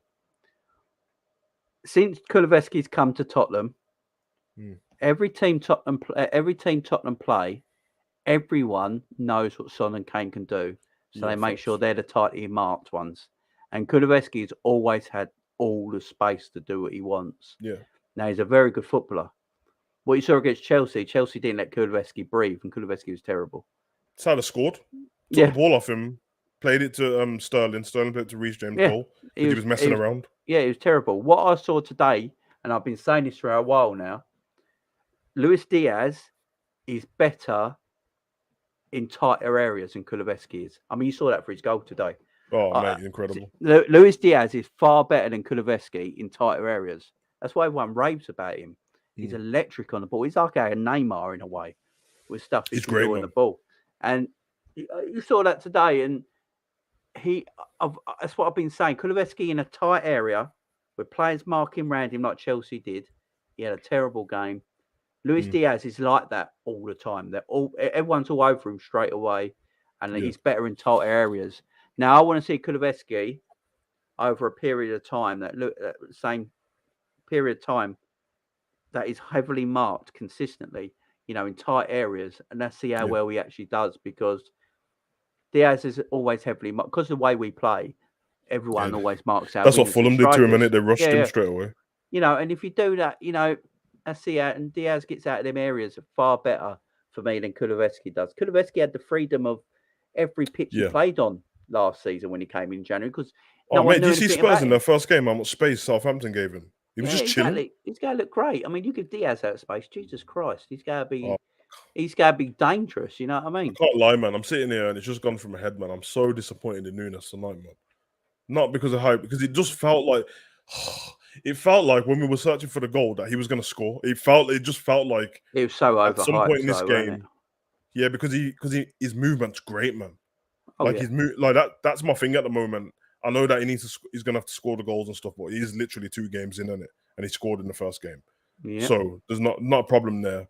And he got an assist in the first game as well. But his movement's so great, and I was just watching the game, and I was so confused, bro. Because I think Diaz tried like a bicycle kick, and then the whistle blew, and I was like, "What's the ref doing, man? You're right." And I see the red card, and I was like, "They've give Diaz a red card for trying a bicycle kick. Did he kick someone in the face?" The ref never saw it. The ref never saw it. That's absolutely crazy considering. The ref never saw it. So Mate, VAR told them like that. Did you see the replay? The ref was right there. Yeah, and he never looked at it. He never saw it. VAR. Madness. Nunez he deserved it still. And to be fair, Anderson's a smart player. I like Anderson as a centre back. He's gonna have to learn though. Nunez is gonna have to learn because everyone's and I'm glad, like, you know what I mean, get it in quick, and that, like, you know, he's in South America. They're fired off from the start. I've seen Suarez get sent off many times. I mean, he just, you know, he still went on to be a world-class footballer. Yeah, at least he didn't nibble no one. No, exactly. Darwin's going to be great. This is a bedding in. I didn't expect him to be like 30 goals a season. Look, let's be fair. Haaland ain't set the world on light in his first 2 games in the Premier League season. By the way, he only had 9 touches against Bournemouth. 9. To be fair to both, I was about to say that. To be fair to both of them, like let's everyone be honest. It's 2 games in, and if you said that one of them was going to get a goal and assist, and one was going to get 2 goals and an assist, yeah, it's 1 goal. Said that's a perfect start. One GA. There's 1 GA in it. Yeah, man, they've done great so far. Now Haaland's gonna have a few more games than Nunez, but let's be honest, man. Just let them breathe. They're not even in competition with each other. You think any of them care? Whoever wins the league is gonna care.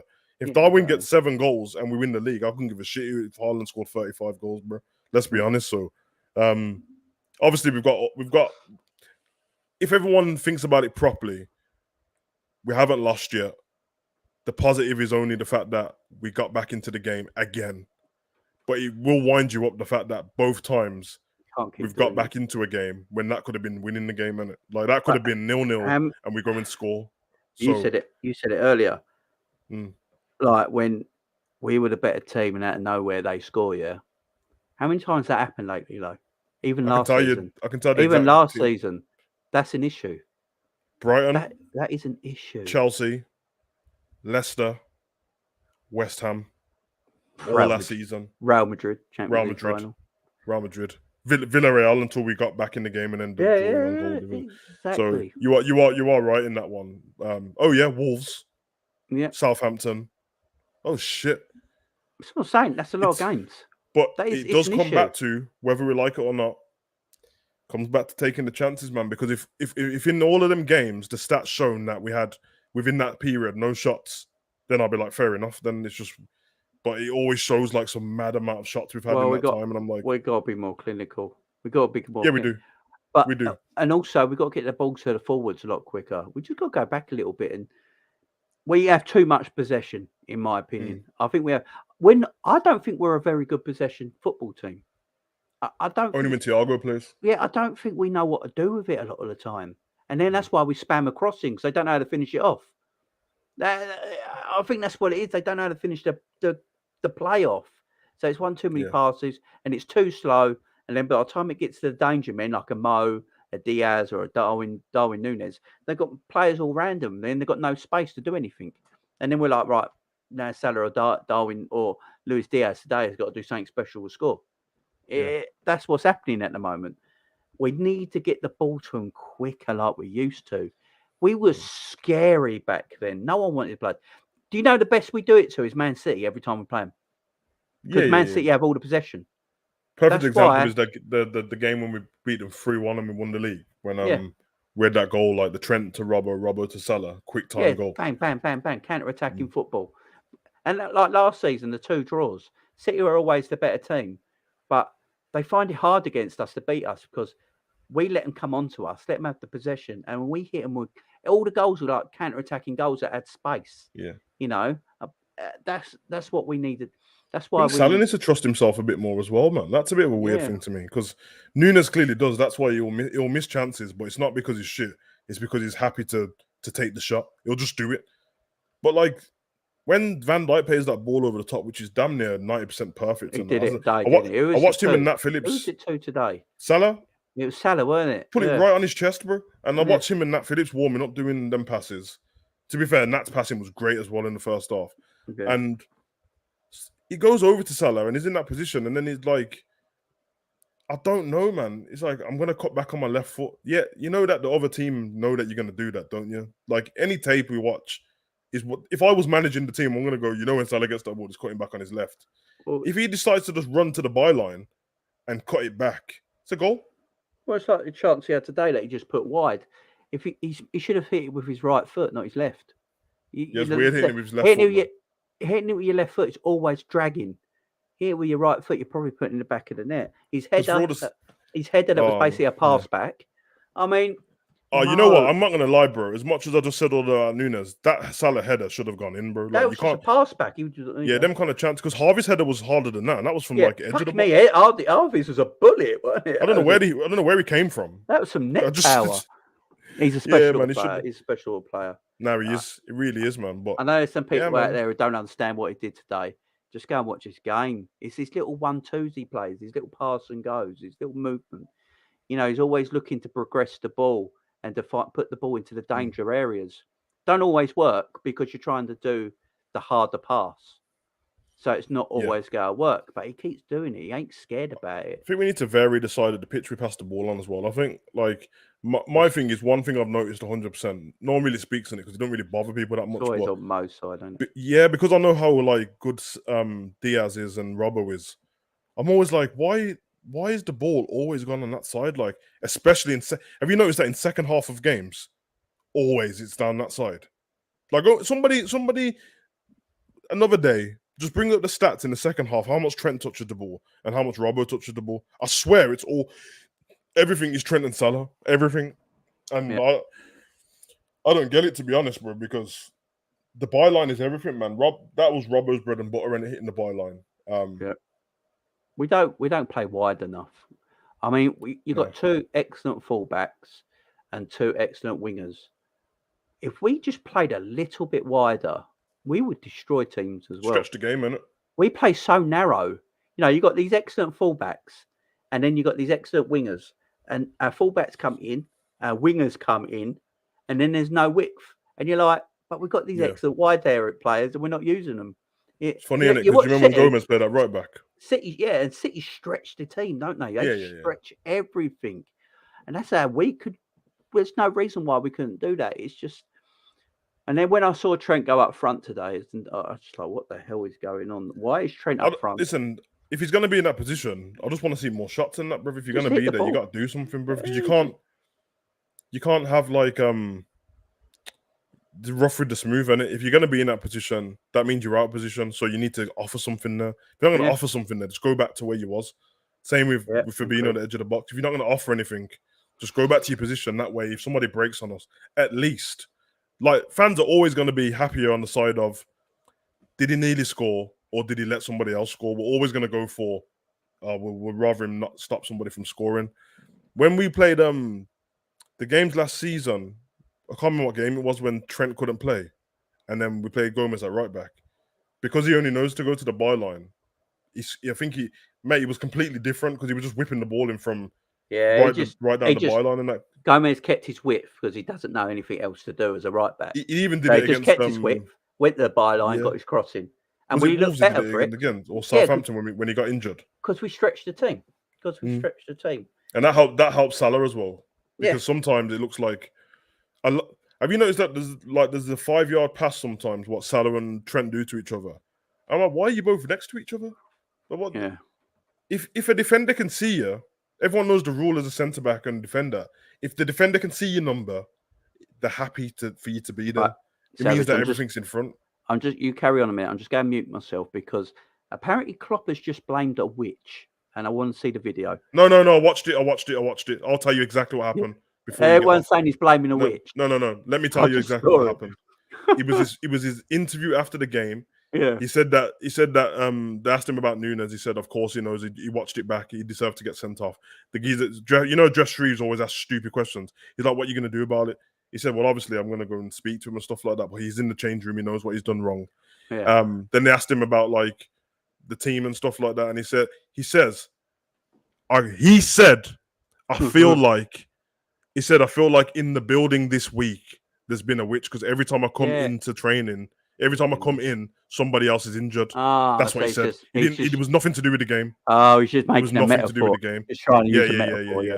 Yeah. He's basically just saying that I feel like I'm cursed because every time I've come in this week, Yeah, there's been another problem. It was when they asked about I think if he used the word cursed, it would have been a lot. Yeah, but he's not English, but people He's not don't English, want so to take that into account. he just used Flipping the out. first. He just used the first thing that he knows comes into his That's head. crazy, because when I watched that, I didn't even think anyone would think anything of it because he was just explaining. They asked him about the Man Utd game, and that's when he said, "I think Firmino will be fit to play in that game next week." That's I didn't even know Bobby was fucking injured. It's like, what the fuck is going on?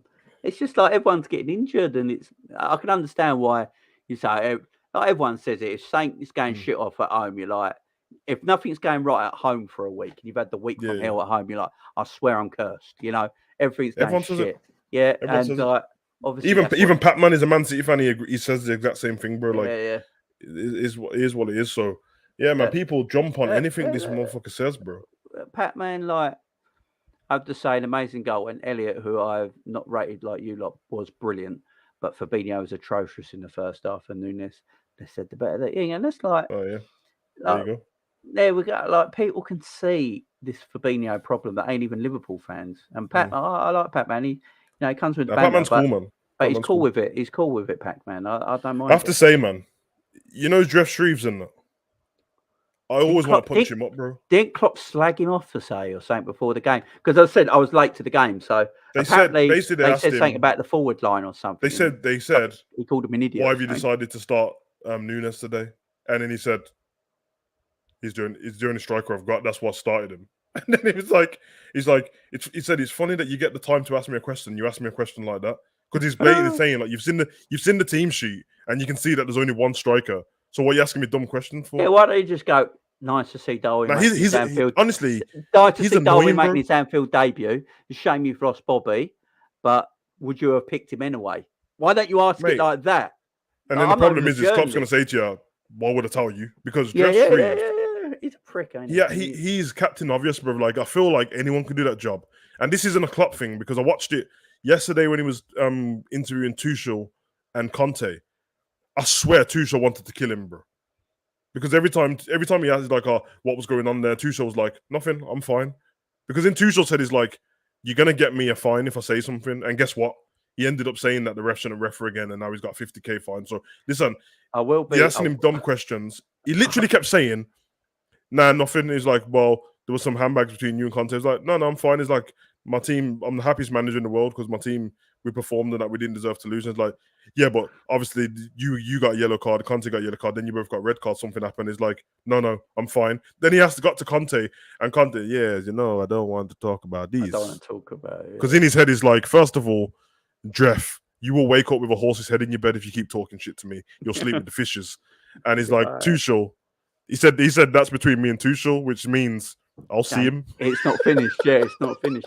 Right, who's the bodyguard in that game? Who's the skinhead dude? I won't talk about yesterday's game because obviously I couldn't do it. I would have done that. Look, everyone knows I would have done that watch long yesterday. I love that game, commentating on that game. That would have been a perfect game for me. But obviously I couldn't because obviously everything that's happening at home at the moment. But I haven't spoke about it to anyone online. That game yesterday, it was like this weekend was like the start of the Premier League season. That's what not I said, last that was weekend. A great advert for the Premier. He had and it was a great look. This Chelsea game had everything. These two don't like each other. Chelsea Tottenham is almost as bitter as the North London derby, man. It's almost. I think the North London derby, the fans hate each other more. Yeah, I think on this one, I think everyone hates each other. I think everyone hates each other. And look, Tottenham's equaliser shouldn't have counted. I mean, I don't know what the ref's doing. The man's if we're one, both goals shouldn't have counted, to be honest. The man scalped Cucurella.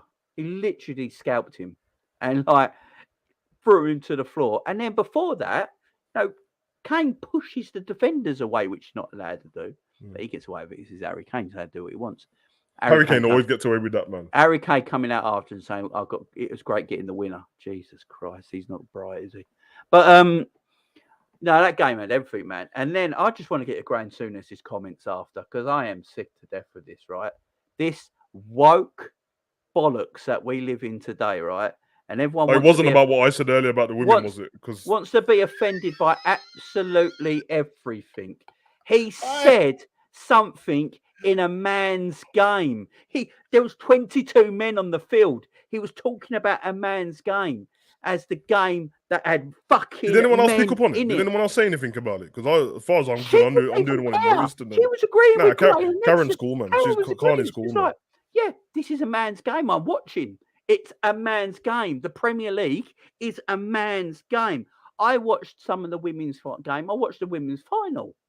They talked about how it was great for the ladies' game. What's the Kind of crazy, isn't it? difference? It's kind of crazy, isn't it? You bring a England international and ex-Chelsea player who's a lady to come on and pundit on the men's game, and then when he says men, she doesn't get offended. No, I didn't, because the thing is, I didn't even see the backlash. I just noticed it and tweeted about it because I was like, "This is quite funny." Because But it was some of the English ladies, weren't it? so people actually said stuff about it. I didn't know. The English lady who won the English ladies that won the thing said they couldn't believe it. They said, "Look, the week we've had, we brought it home and all this, and you still talk about it's the men's game."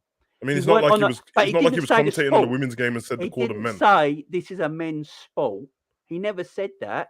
He said this was a man's game. He basically made the thing that none of them acted like boys today. This was a grown-up game of men, right? It wasn't about, he said it feels like we got our game back today, back when men went at it, which is it was 22 men on the pitch who went at it. On fucking men playing football. Stop. You know what? I feel bad for some of these older pundits and that, bro.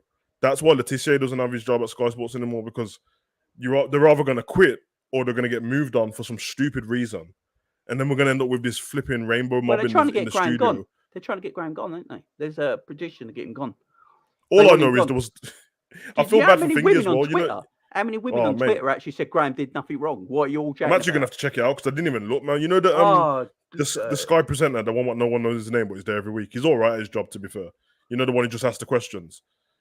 I always feel bad for him because I know that he's been told in his ear, recover what Souness just said. Recover what Souness just said. Because he went silent for a bit and then he was like, "Yeah, not only in the men's game, hey Karen, because when you put in a few tackles when you play for Chelsea, and I was like, that doesn't even match up. That's the women's game. They're totally two different games. Yeah, I'm like, this doesn't even match up with what Souness just said. It's crazy, bro. They're not the same game. I don't get what the problem is. This is just life in general. You're not allowed to mention men in life. We men, they're trying to kill us, bro. They're trying to kill us. We men are disgusting human beings who are not allowed to do anything. Now, you bring up men in anything, we're disgusting. I got it done today. Here's a story about today. Right.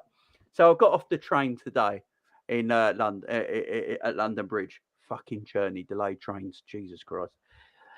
Right, I got off the train at London Bridge today, and I'm a gentleman. I've been brought up like it by my parents, and there was a woman with kids today in a pram. And I went to help her with her pram, right? I've done it all my life, yeah? Done it all my life, helping her get off. She went, "What you doing?"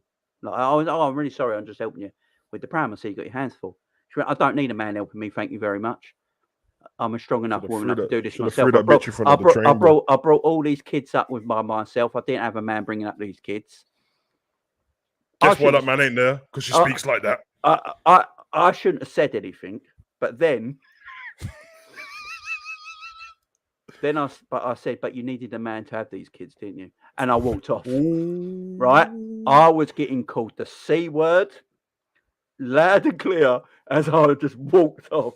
I was like, "See, there you have it, man." And it just shows why you're bringing up them kids on your own, because no man is standing around. Imagine being in your house and your girl's calling you a cunt and that, bro. No way, bro. It's just like I did nothing wrong. I've just been brought up my whole life by my parents. I'll tell you what, man.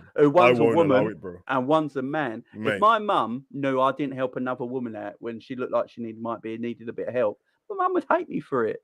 You know, she brought me up the right way. She had a bunch of kids with her, a pram. And know how hard it is getting out of train sometimes with the prams and that. And I just went, "Do you want a bit?" I just went down there to help her lift out. "Oh, I don't need a man's help." "Well, you didn't even ask. Get away from me." So that woman mob won't kill me, because if she was getting punched in the face by another geezer, she'd want your help, bro. So listen, it's just but I actually feel bad for the women who are just women, just regular ladies, and they like being ladies, because now because of the other ones, the woke ones, all of a sudden, there will be somebody who needs your help, by the way, off a train, and you won't help her now because of this cow, and then all of a sudden, she's gonna struggle because of this idiot, or men are gonna start like letting the door hit women in the face and that because I always held open the door for a woman. I don't know about you. Holding the door for me is it's a natural thing to me, bro. I don't just go right on this. So I dare somebody to tell me don't hold the door for me. I'll just let it hit you in the face. But I don't hold it for women either. I hold it for anyone's behind me. Hold it for everyone, yeah. It's a polite thing to do. You know, you just do it. I don't just like there you go. It's like when I say it's natural in it when I speak and I naturally start being more polite. And I'm like, oh, you're right, love, blah blah blah. All of the old fashioned ladies around my area love it, bro. There's like, oh yeah, you can't say that now. Blah blah blah. I'm not your love. Yeah, bitch, no one loves you anyway. Just shut up, man. What are you talking about, bro? It's just the way people you can never get me, bro. That's why my movie reviews are so quick when I'm doing stuff, and I stay away from certain things because I notice stuff coming into movies and that. And in my head, I watch programs and I'm like, so this girl just beat this geezer up, and you done it for no reason, just to show that she's strong.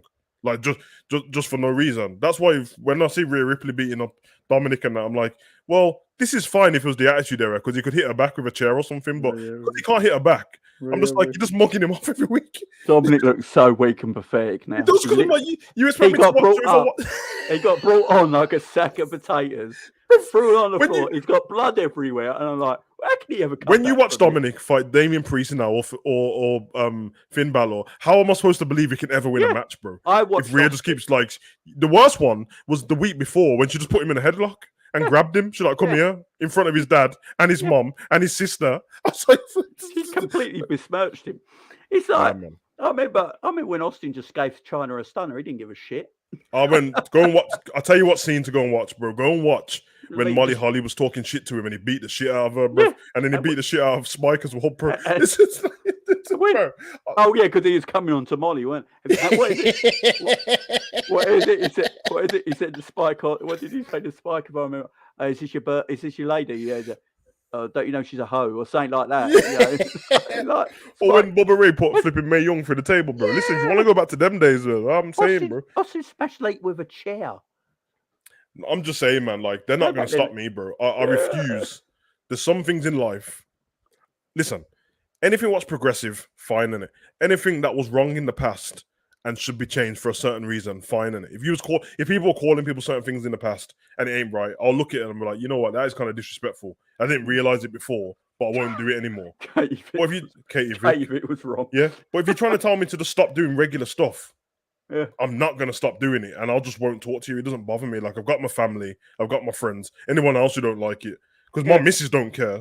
So that's how I gauge stuff off my mum, my missus, and my sister. Everyone else I don't really care.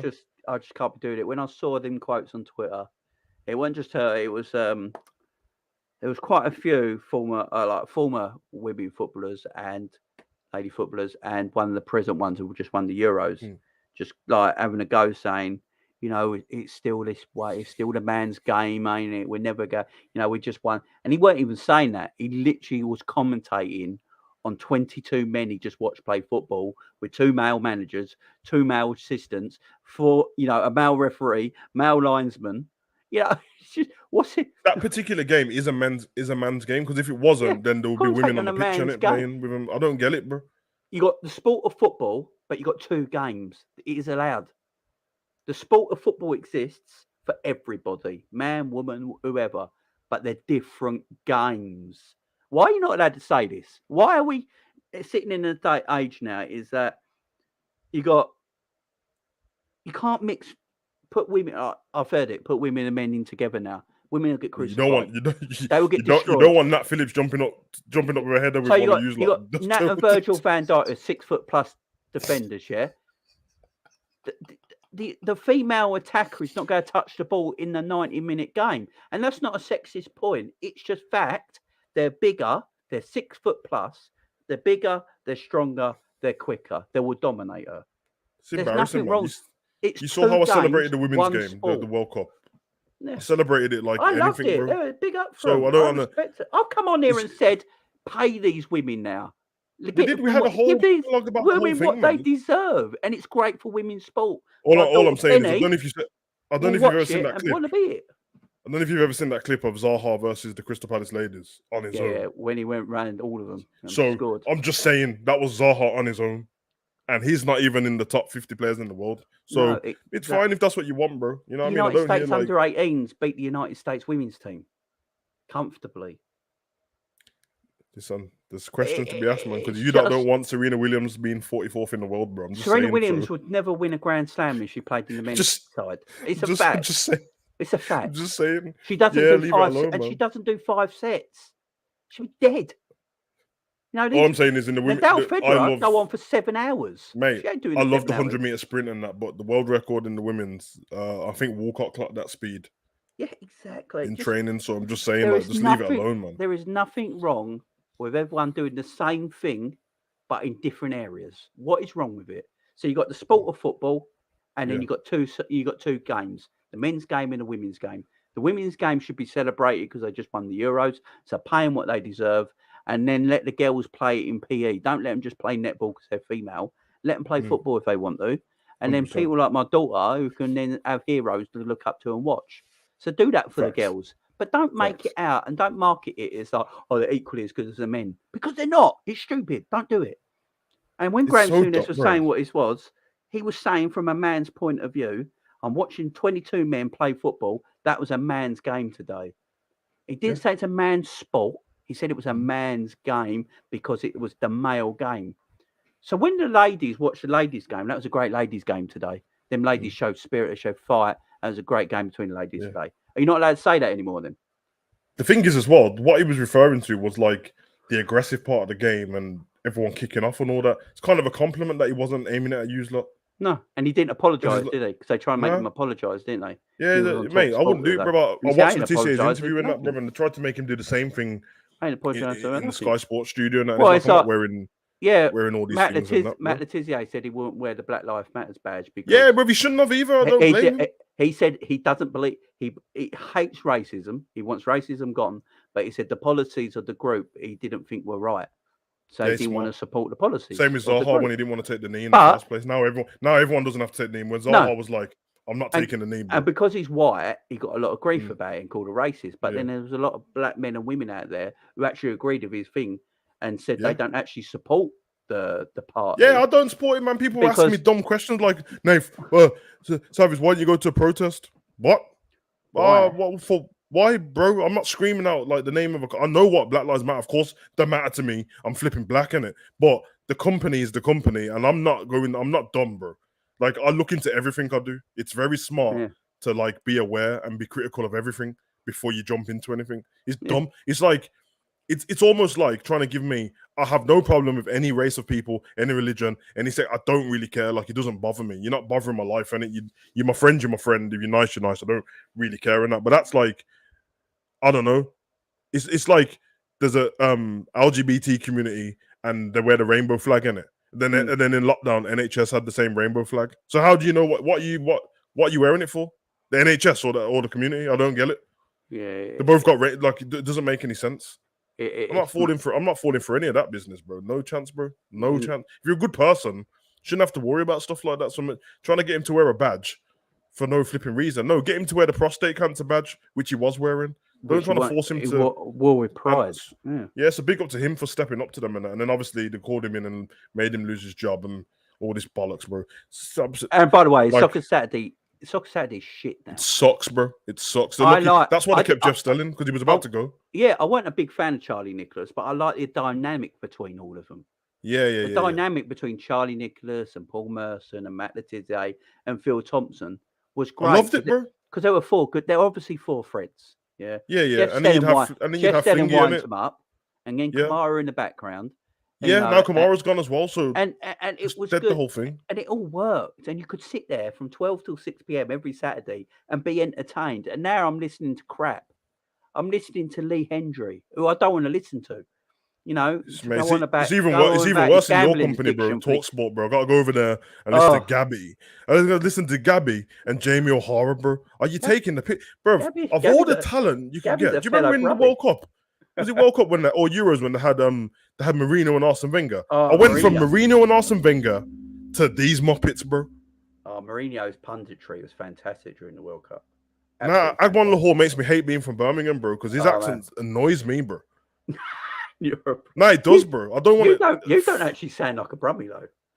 Nah, I don't, bro. But he's annoying, bro. But this geezer's so annoying. I can't listen to him. I just can't, bro. I just can't. There's no professionalism there. I like leave Woodsy and Alan McCoy to talk to each other all day. I don't want to hear of anyone else. I like. You throw Simon and Jordan there every now and again to be controversial and say something crazy, but apart from that, I don't actually mind. I don't actually mind Simon Jordan sometimes. Sometimes I find him funny, bro. Yeah, sometimes it gets on his eye also a little bit, but Jim White's there just to wind people up. He's literally there to be anything Simon Jordan said. He's there to just throw the spanner in the works for no reason. Oh yeah, I mean they're a good combination. There's no doubt about it. They're a good combination. It works, but yeah, there's just so many shit combinations. Like punditry on telly is so stale. It's so bad. I've had enough of it. That's why I want people on YouTube and that to stop trying to aspire to be like them pundits on TV. Just be yourself. Be yourself. It's more fun. You know how many channels I've watched over the years, and now I don't watch them, or I click on them and I'm like, oh my god, man, you sound like the people I don't want to listen to. Do you know because the reason why people relate to commentary I love? Sorry, the commentary I love is athletics when they're getting really into the races, and love it. I didn't. You know when they have the Olympics and they got the rowing and all that, the boat races. Fuck me, the commentary's excellent. The swimming, they make it exciting, bro. The commentary's excellent. And I'm like, this commentary's amazing. The passion in their voices when they commentate on their sports is great. There is no passion on a lot of commentators now. Peter Drury is about the only one who has any passion. I mean, he goes, I love that guy. Yeah, but the passion's gone in a lot. Martin Tyler is 100 years old. I don't know why he's still employed. The whole Liverpool Hillsborough thing has just gone like that. No one gives a shit. He can basically say what he wants and he gets away with it. It's embarrassing, bro. It's embarrassing. You realize now, don't you? That you realize that the reason why all those things existed before, and I thought that I liked it, was because there was nothing else. So because there was nothing else, I just assumed that I liked it. I haven't watched Match of the Day in 2.5 years, maybe. Yeah. Well, because now I'll just go to it weekend. Well, just go to. Oh yeah, he said, "Man, you were fucked." but the thing is, because I go to YouTube, and then the Sky Sports clips come up of the games before Match of the Day comes on, which is all 3-minute clips of the goals, and then I'm like, if Ian Wright's not on there, hey, Ian Wright's just. I'm not clicking on my iPlayer to go and watch Match of the Day when I've already seen it, and everyone on YouTube's already spoke, and a lot of them are making because Shearer just sounds miserable all the time. Yeah. To be fair to Lineker, he's just a host, isn't he? And then if it's not Ian Wright, they always bring some idiot on. I don't want to hear Jermaine Genius speak. Jermaine Genius. I don't want to hear him. I don't want to hear Danny Murphy, even though Danny Murphy's all right. I don't want to hear him. Like, Jermaine give me Steve Sidwell or flipping Danny Higginbottom. I'd rather listen to them, bro. I don't want to. Danny Higginbottom's actually all right. No, he's a smart guy. I think he works smart guy. I think he works at MUTV, but he's actually all right. I used to like him when Mate, don't get me started on MUTV. They have, oh my god, that is the worst punditry thing on the bro. Yeah, when Man U played Villa in pre-season, I wanted to watch the game and it was on at 11 o'clock in the morning. So I went on the MUTV because I got an Amazon stick and it was on there. Yeah, and it had Andy Cole, some other random geezer and some other random girl, bro. It's the worst thing I've ever seen in my life. But my son was laughing his head off. He's like, why are they so stale? There was one guy that you could tell was looking at the teleprompter and he kept staring into the camera. And then the girl was talking rubbish, bro. I'm like, oh my God, bro, this is bad, man. This is why no one pays for them channels, on it. Like, it's trash, bro. Like, I don't really need any of them. LFC TV as well. I don't need any of them when the season started. Pre-season, LFC TV, I'll watch it. Once the season starts, don't touch it again. I don't touch it again, bro. Like, it's pointless. It's just to hear McAteer talk rubbish, bro. Oh, McAteer, Jesus Christ. There's a reason his nickname's Trigger. Let's put it that way. He's just he's not the brightest, is he? No, it's just it's dying a death. It's dying a death. The internet is where it's at. That's where they don't need to go. It's where all the best stuff is. Internet just needs to be smart, man, and realize that, like, I know everyone wants to make money in that, but you're best off doing the slow thing than the fast one, because the fast one's going to stop you saying stuff. So all of a sudden, that stuff what was on about with Sooners, you'll see like YouTubers won't even be able to say anything soon because No, oh yeah, I'm sponsored by this. Mate, I don't give a damn who sponsors me, bro. Like, saying what I said. The thing that upset me the most, though, with the Souness thing is that they got in his ear and made it sound like he was being offensive when he weren't. He was just making that comment wouldn't bother anyone in real life, bro. And they should have asked, does it bother you what you just like? She would probably know because I just watched a man's game. I said to Cav earlier, bro. She played in the Birmingham Academy the same time as me.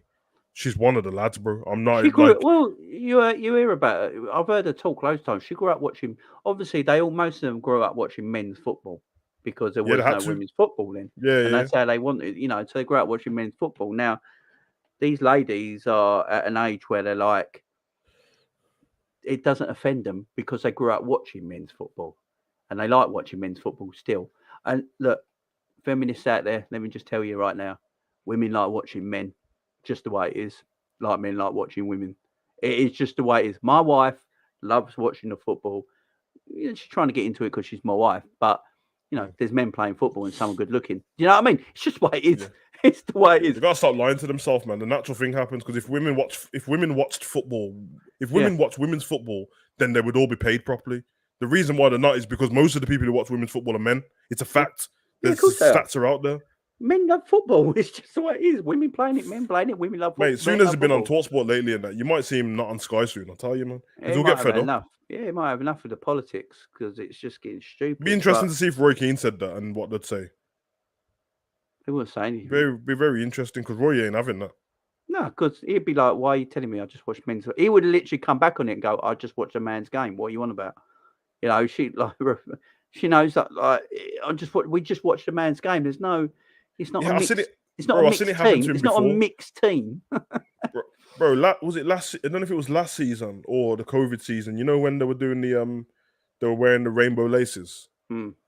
Yeah, so it was like discrimination against gay people in it. So, and I think it was Brighton versus I can't remember, but obviously, Brighton's like when they have pride in that, it's known as the gay capital in it. And it's not in a bad way, by the way. It's just where it's what it is. 24. And he said, he was saying a nice thing. He was saying like years ago, I wouldn't have known all of that. He said in the change room and that with the boys, people were probably saying stuff that were like a bit like, a bit offensive, but it was just normal for people to talk like that. People spoke and he said it was. He said to be fair, looking back, it was out of order in it. But he said he said I came up here last week and my daughter brought me up here for Pride, and I got involved. And he said, I don't understand, like, it's a beautiful thing, man. Like, people should leave them alone and all this business. Then I seen everyone going off. Sooners back in the day. Bro, he was just honest, bro. Like, he didn't... Bro, Sooners is 65 years old. He's going to talk about stuff he did when he was 20 that people don't think is acceptable now because there's so many things, like, the things we're talking about now in 10 years' time won't be acceptable. I mean, it's just... It's different if he was. Nuts. It's different if he said I was kicking people's heads in for being gay. Then some things is like that's different. People don't have to forgive you for that because there's no coming back for some people. If he said some gay language that is maybe offensive now, back in the 80s they were saying it. You can back in the 80s they were saying, mate. In the 40s they were saying it in Batman comics. I've got them. Exactly. It's just the way language was. You can't change. There's nothing wrong with progressing because if you don't know, you don't know it. And if you learn, you learn. If you don't learn, that's when the problem is. If you're running around in 2022 calling people weird, like derogatory names and that, then that's when there's a problem because you know better. If you didn't know better and everyone was talking like that, you know what I mean? It's like my missus's nan. She says some like every now and again she says some stuff and I'm like, whoa. I'm like, whoa. What's going on here? And then my missus was all like, yeah, apologize for my nan. So I'm like, nah, you don't need to apologize for her and that. You know what I mean? Just tell her that like times have changed, innit? But she's old, innit? So I'm always just laughing because I know that she ain't trying to be rude at all. You know what I mean? So she's just talking normal. But other people have issues with everything and never give anyone a chance. It's like when remember that FA Cup geese, the FA dude lost his job. The chairman, was it chairman who walked away last year? Yeah, because he called somebody a coloured player in it. Yeah, that's right. Just tell him that no one talks like that anymore. You didn't have to lose his job. You just say, listen, big man, you're a bit of a dinosaur in it. No one talks like that anymore. And people who are black find it offensive and that. Just come out and say, say, look, and then all he has to say is, I don't want I apologize. We move on.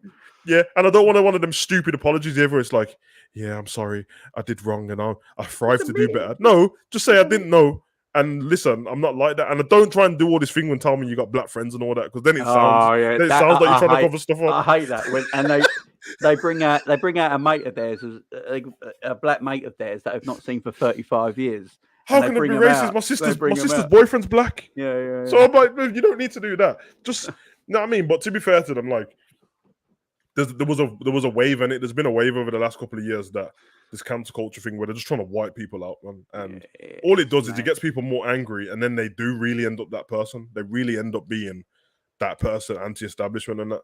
And it gets silly, man. I don't agree with any of it, to be honest, bro. I just, my thing has always been, if somebody's saying stuff with malice and intent to harm you or piss you off and that, then they're the scumbag. But if somebody's saying stuff accidentally or just don't know any better, you just tell them.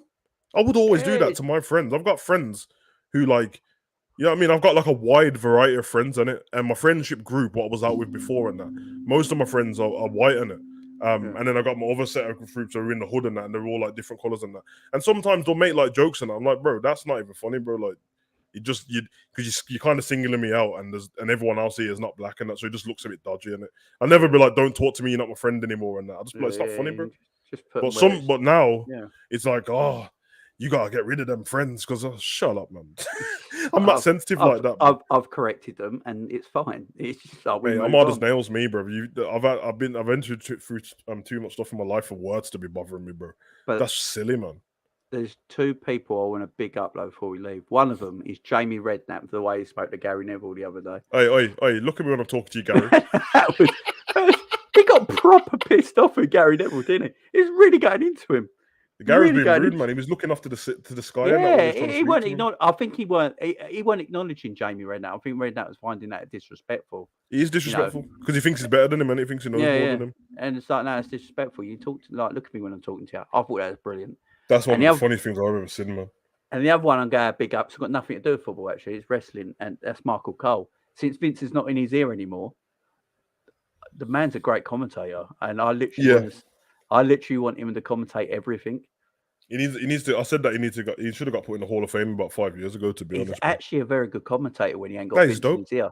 Vince in his ear, I can understand why, but without him, it's like he did the whole summer. I didn't realise. I've gone back and looked at it now. Michael Cole actually did the whole SummerSlam pay-per-view. Yeah. And it's usually like whoever is Raw or SmackDown, they commentate. Nah, everyone else swaps, like Pat McAfee and he swapped, but he stayed. Triple H had him as the main commentator, and it was his greatest performance. And after that, it's a hard job, man. I want to hear him commentate all the time now. And then it's a hard job because he's got loads of words that he's banned from saying, isn't it? Yeah, and now he don't have to. He can say it, and I love that main event. He made that main event sound special with his commentary, and that's what I love. Passion in what you want to do. And he obviously loves the business, but his passion got taken away by a decrepit old man. Hey, man, listen, I've had nothing's been incredible yet, but I've had the last 2 weeks. I've enjoyed. I've had cliffhangers and that. The thing is, though, Raw's on in a minute, to be fair. But yeah, man. I'm going to go and finish this now. I'm actually looking forward to watching Raw because you don't actually know what's going to happen. There might be even surprise. SmackDown. Yeah, watching Nakamura versus main event. That is the best TV main event in a long time. All of a sudden, the Intercontinental title looks important again in one day, bro. He's made the US title and the Intercontinental title main things, and dope, bro. Yeah, the show's not there yet, but yeah, I just like the knowing that I'm going to turn on Raw in a minute and I don't know what's going to happen. Yeah, because I was going to give him 6 months anyway, and it's been 2 weeks, and I'm like, okay, Hit Row's back, good, more tag teams. I love it, bro. Even the fact that like, the fact she looks quality. Oh, B-Fab, she's dope, man. Just the fact that like the Usos beat up Drew, and then the next scene, Drew ran after them, bro, and I'm like, he just ran after them and beat them up in the back. I'm like, yeah, that's more realistic because there's no way that someone's going to beat you up, rush you, and you're in the same building as them for the next 2 hours, and I'm just not going to find you in it. Yeah, and then Sami Zayn ran off. I loved it. And Drew hasn't got a sword no more. I told you, man. I've been No. watching the channel, bro. Get rid of that Get rid of that stupid sword, bro. fucking sword. He's a 6'4", 275-pound man. He doesn't need a sword. Sami Zayn running off from the Usos getting beat up is one of the funniest things I've ever seen. He just decided, I'm not getting involved in this, bro. And left. Brilliant. And then when they caught up with him, he was like, nah, I ran to get help. And I've noticed so many things as well. They say the word hospital. Yeah, you weren't allowed to say it before. You wasn't allowed to say strap. You weren't allowed to say title. And Michael Cole says fans. Yeah. It's Triple H's unbanned thingy as well, isn't it? Because you weren't allowed to say wrestler before. And you're allowed to say wrestling now. You're allowed to say you're a wrestler and stuff. Because even Raw, what they did with Dexter Lumis when they had like the car crashing in the background and that. And then he just turned up. What I loved about that is that no one acknowledged the car crash. Nah, Alexa just carried on talking. So everyone thought it was actually real. It was an actual real thing. Because they sort of, after the interview, they sort of went over to make sure everyone was all right. So they made it look like it was a real thing, but it was actually... I don't know why I found it so funny that Doudrop and Nikki Cross were standing outside the car. I was creasing. I was like, what? And like, she's still dressed as a superhero. She's just standing outside the car like Molly Holly. And then obviously, I said it in my review that because most people who haven't watched NXT don't know who Dexter Lumis is, they couldn't tell if he was a real fan. He looked real. Because usually people will cheer, and if they see a wrestler in the crowd, the cheering starts, and then everyone's like, oh, who's there? He just came through the crowd, and I seen fans just looking at him like, who is this geezer, bro? And then the police got involved in security and that. So we got Triple H, man. That's my guy still. And bring back Johnny Gargano, man, and we're going to be good, bro, because Karrion's back. You know So, Karrion Kross has got to cut his hair, though. Yeah, and they got to pay some money to get the Fiend back as well, bro. Well, not Fiend, just give me back Bray. I don't need the Fiend. Apparently, it looks like he's coming back, ain't it? That's the I hope so, at the man. moment. Because, I hope so, man. Bring him back in. I just want the Bray Wyatt gimmick, though. I don't want the. Just give me Bray. Just give me Bray on his own. I don't want that thing crap anymore. Just the beauty is with Bray as well, because of the way he was released, he can bring all that stuff up. Yeah. And he'll just sound in character anyway. He did it last time. That's how the character was made in the first place. So there's gonna be loads of returns, and you know it's already started. Miro not quite happy in AEW. Andrade, I don't blame him. Not quite. He was the best thing on AEW about 10 months ago. What's he done? And then he just went off TV. He lost the TNT title and never used him again. Not really used anyone that much. Saw somebody say last week, this was the most disrespectful. I had to comment. They put up the picture of CM Punk returning face to face with Dean Ambrose, and they said, "This is the greatest stare down since this." And they put up a picture of Austin the Rock at WrestleMania and the Rock and Hogan at WrestleMania 18. I was like, what? How dare you, bro? This is the most... You know how much money them two matches drew. Jesus CM Punk is coming dressed up as a regular guy, man. It's winding me up, bro. For someone who's never touched drugs in their life, he looks like a druggie, don't he? He looks like a crackhead, bro. And bring back Paige as well, man. That's the girl I need, man. I like Paige. I need her, man. I need her, bro. What's happened to her? Listen, if you're not going to bring her back, then Paige, go and make another video, man. Her face is completely different. Yeah, it's the Botox, bro. Yeah, the lips done and that. She looks weird. I like her, but I can see Saraya coming back because Triple H likes her. Yeah, they gotta get them all back, man. I know one thing. I spoke to no one's watching, and I spoke to Pete, and one thing I know about Triple H is, out of everyone, that's the person he loves, bro. Like Pete Dunne is the guy he loves. Yeah. He'll change him around. He won't be a violent child no more. If you can change him, because it's so sad that they're gonna come to the UK, and at the moment, it's not in any storyline, and he's flipping English, bro. Like everyone who's from the UK, anyone who's from the UK needs to be in. You don't have to wrestle on the card, but everyone needs to be on that card in some way. Let them have their hometown or home country or home whatever, like fans and that, bro, because it's fair for them, innit? Yeah. Because when they do the live events in Birmingham and that, they always put Pete on the card. They always put like Tyler Bate on the card and Trent Seven and that. So they need to, they need to do that, man. Because the bruiserweight was perfect. It was perfect, man. Yeah, it was. I loved the bruiserweight. He was great. He was fantastic. But yeah, Brummies, you get quite a lot of it's like what's his name? Edwards in UFC. I didn't realise he was from Birmingham. That's my friend, man. Goes to my gym. He came to England when he was 9, wasn't he? And he's like, Yeah. He's Jamaican, but he's really starting to get a Yeah. Brummie accent. It's weird. He's like, Man- I was hearing him in an interview earlier today, and on It sounds BBC. more Brummie than me.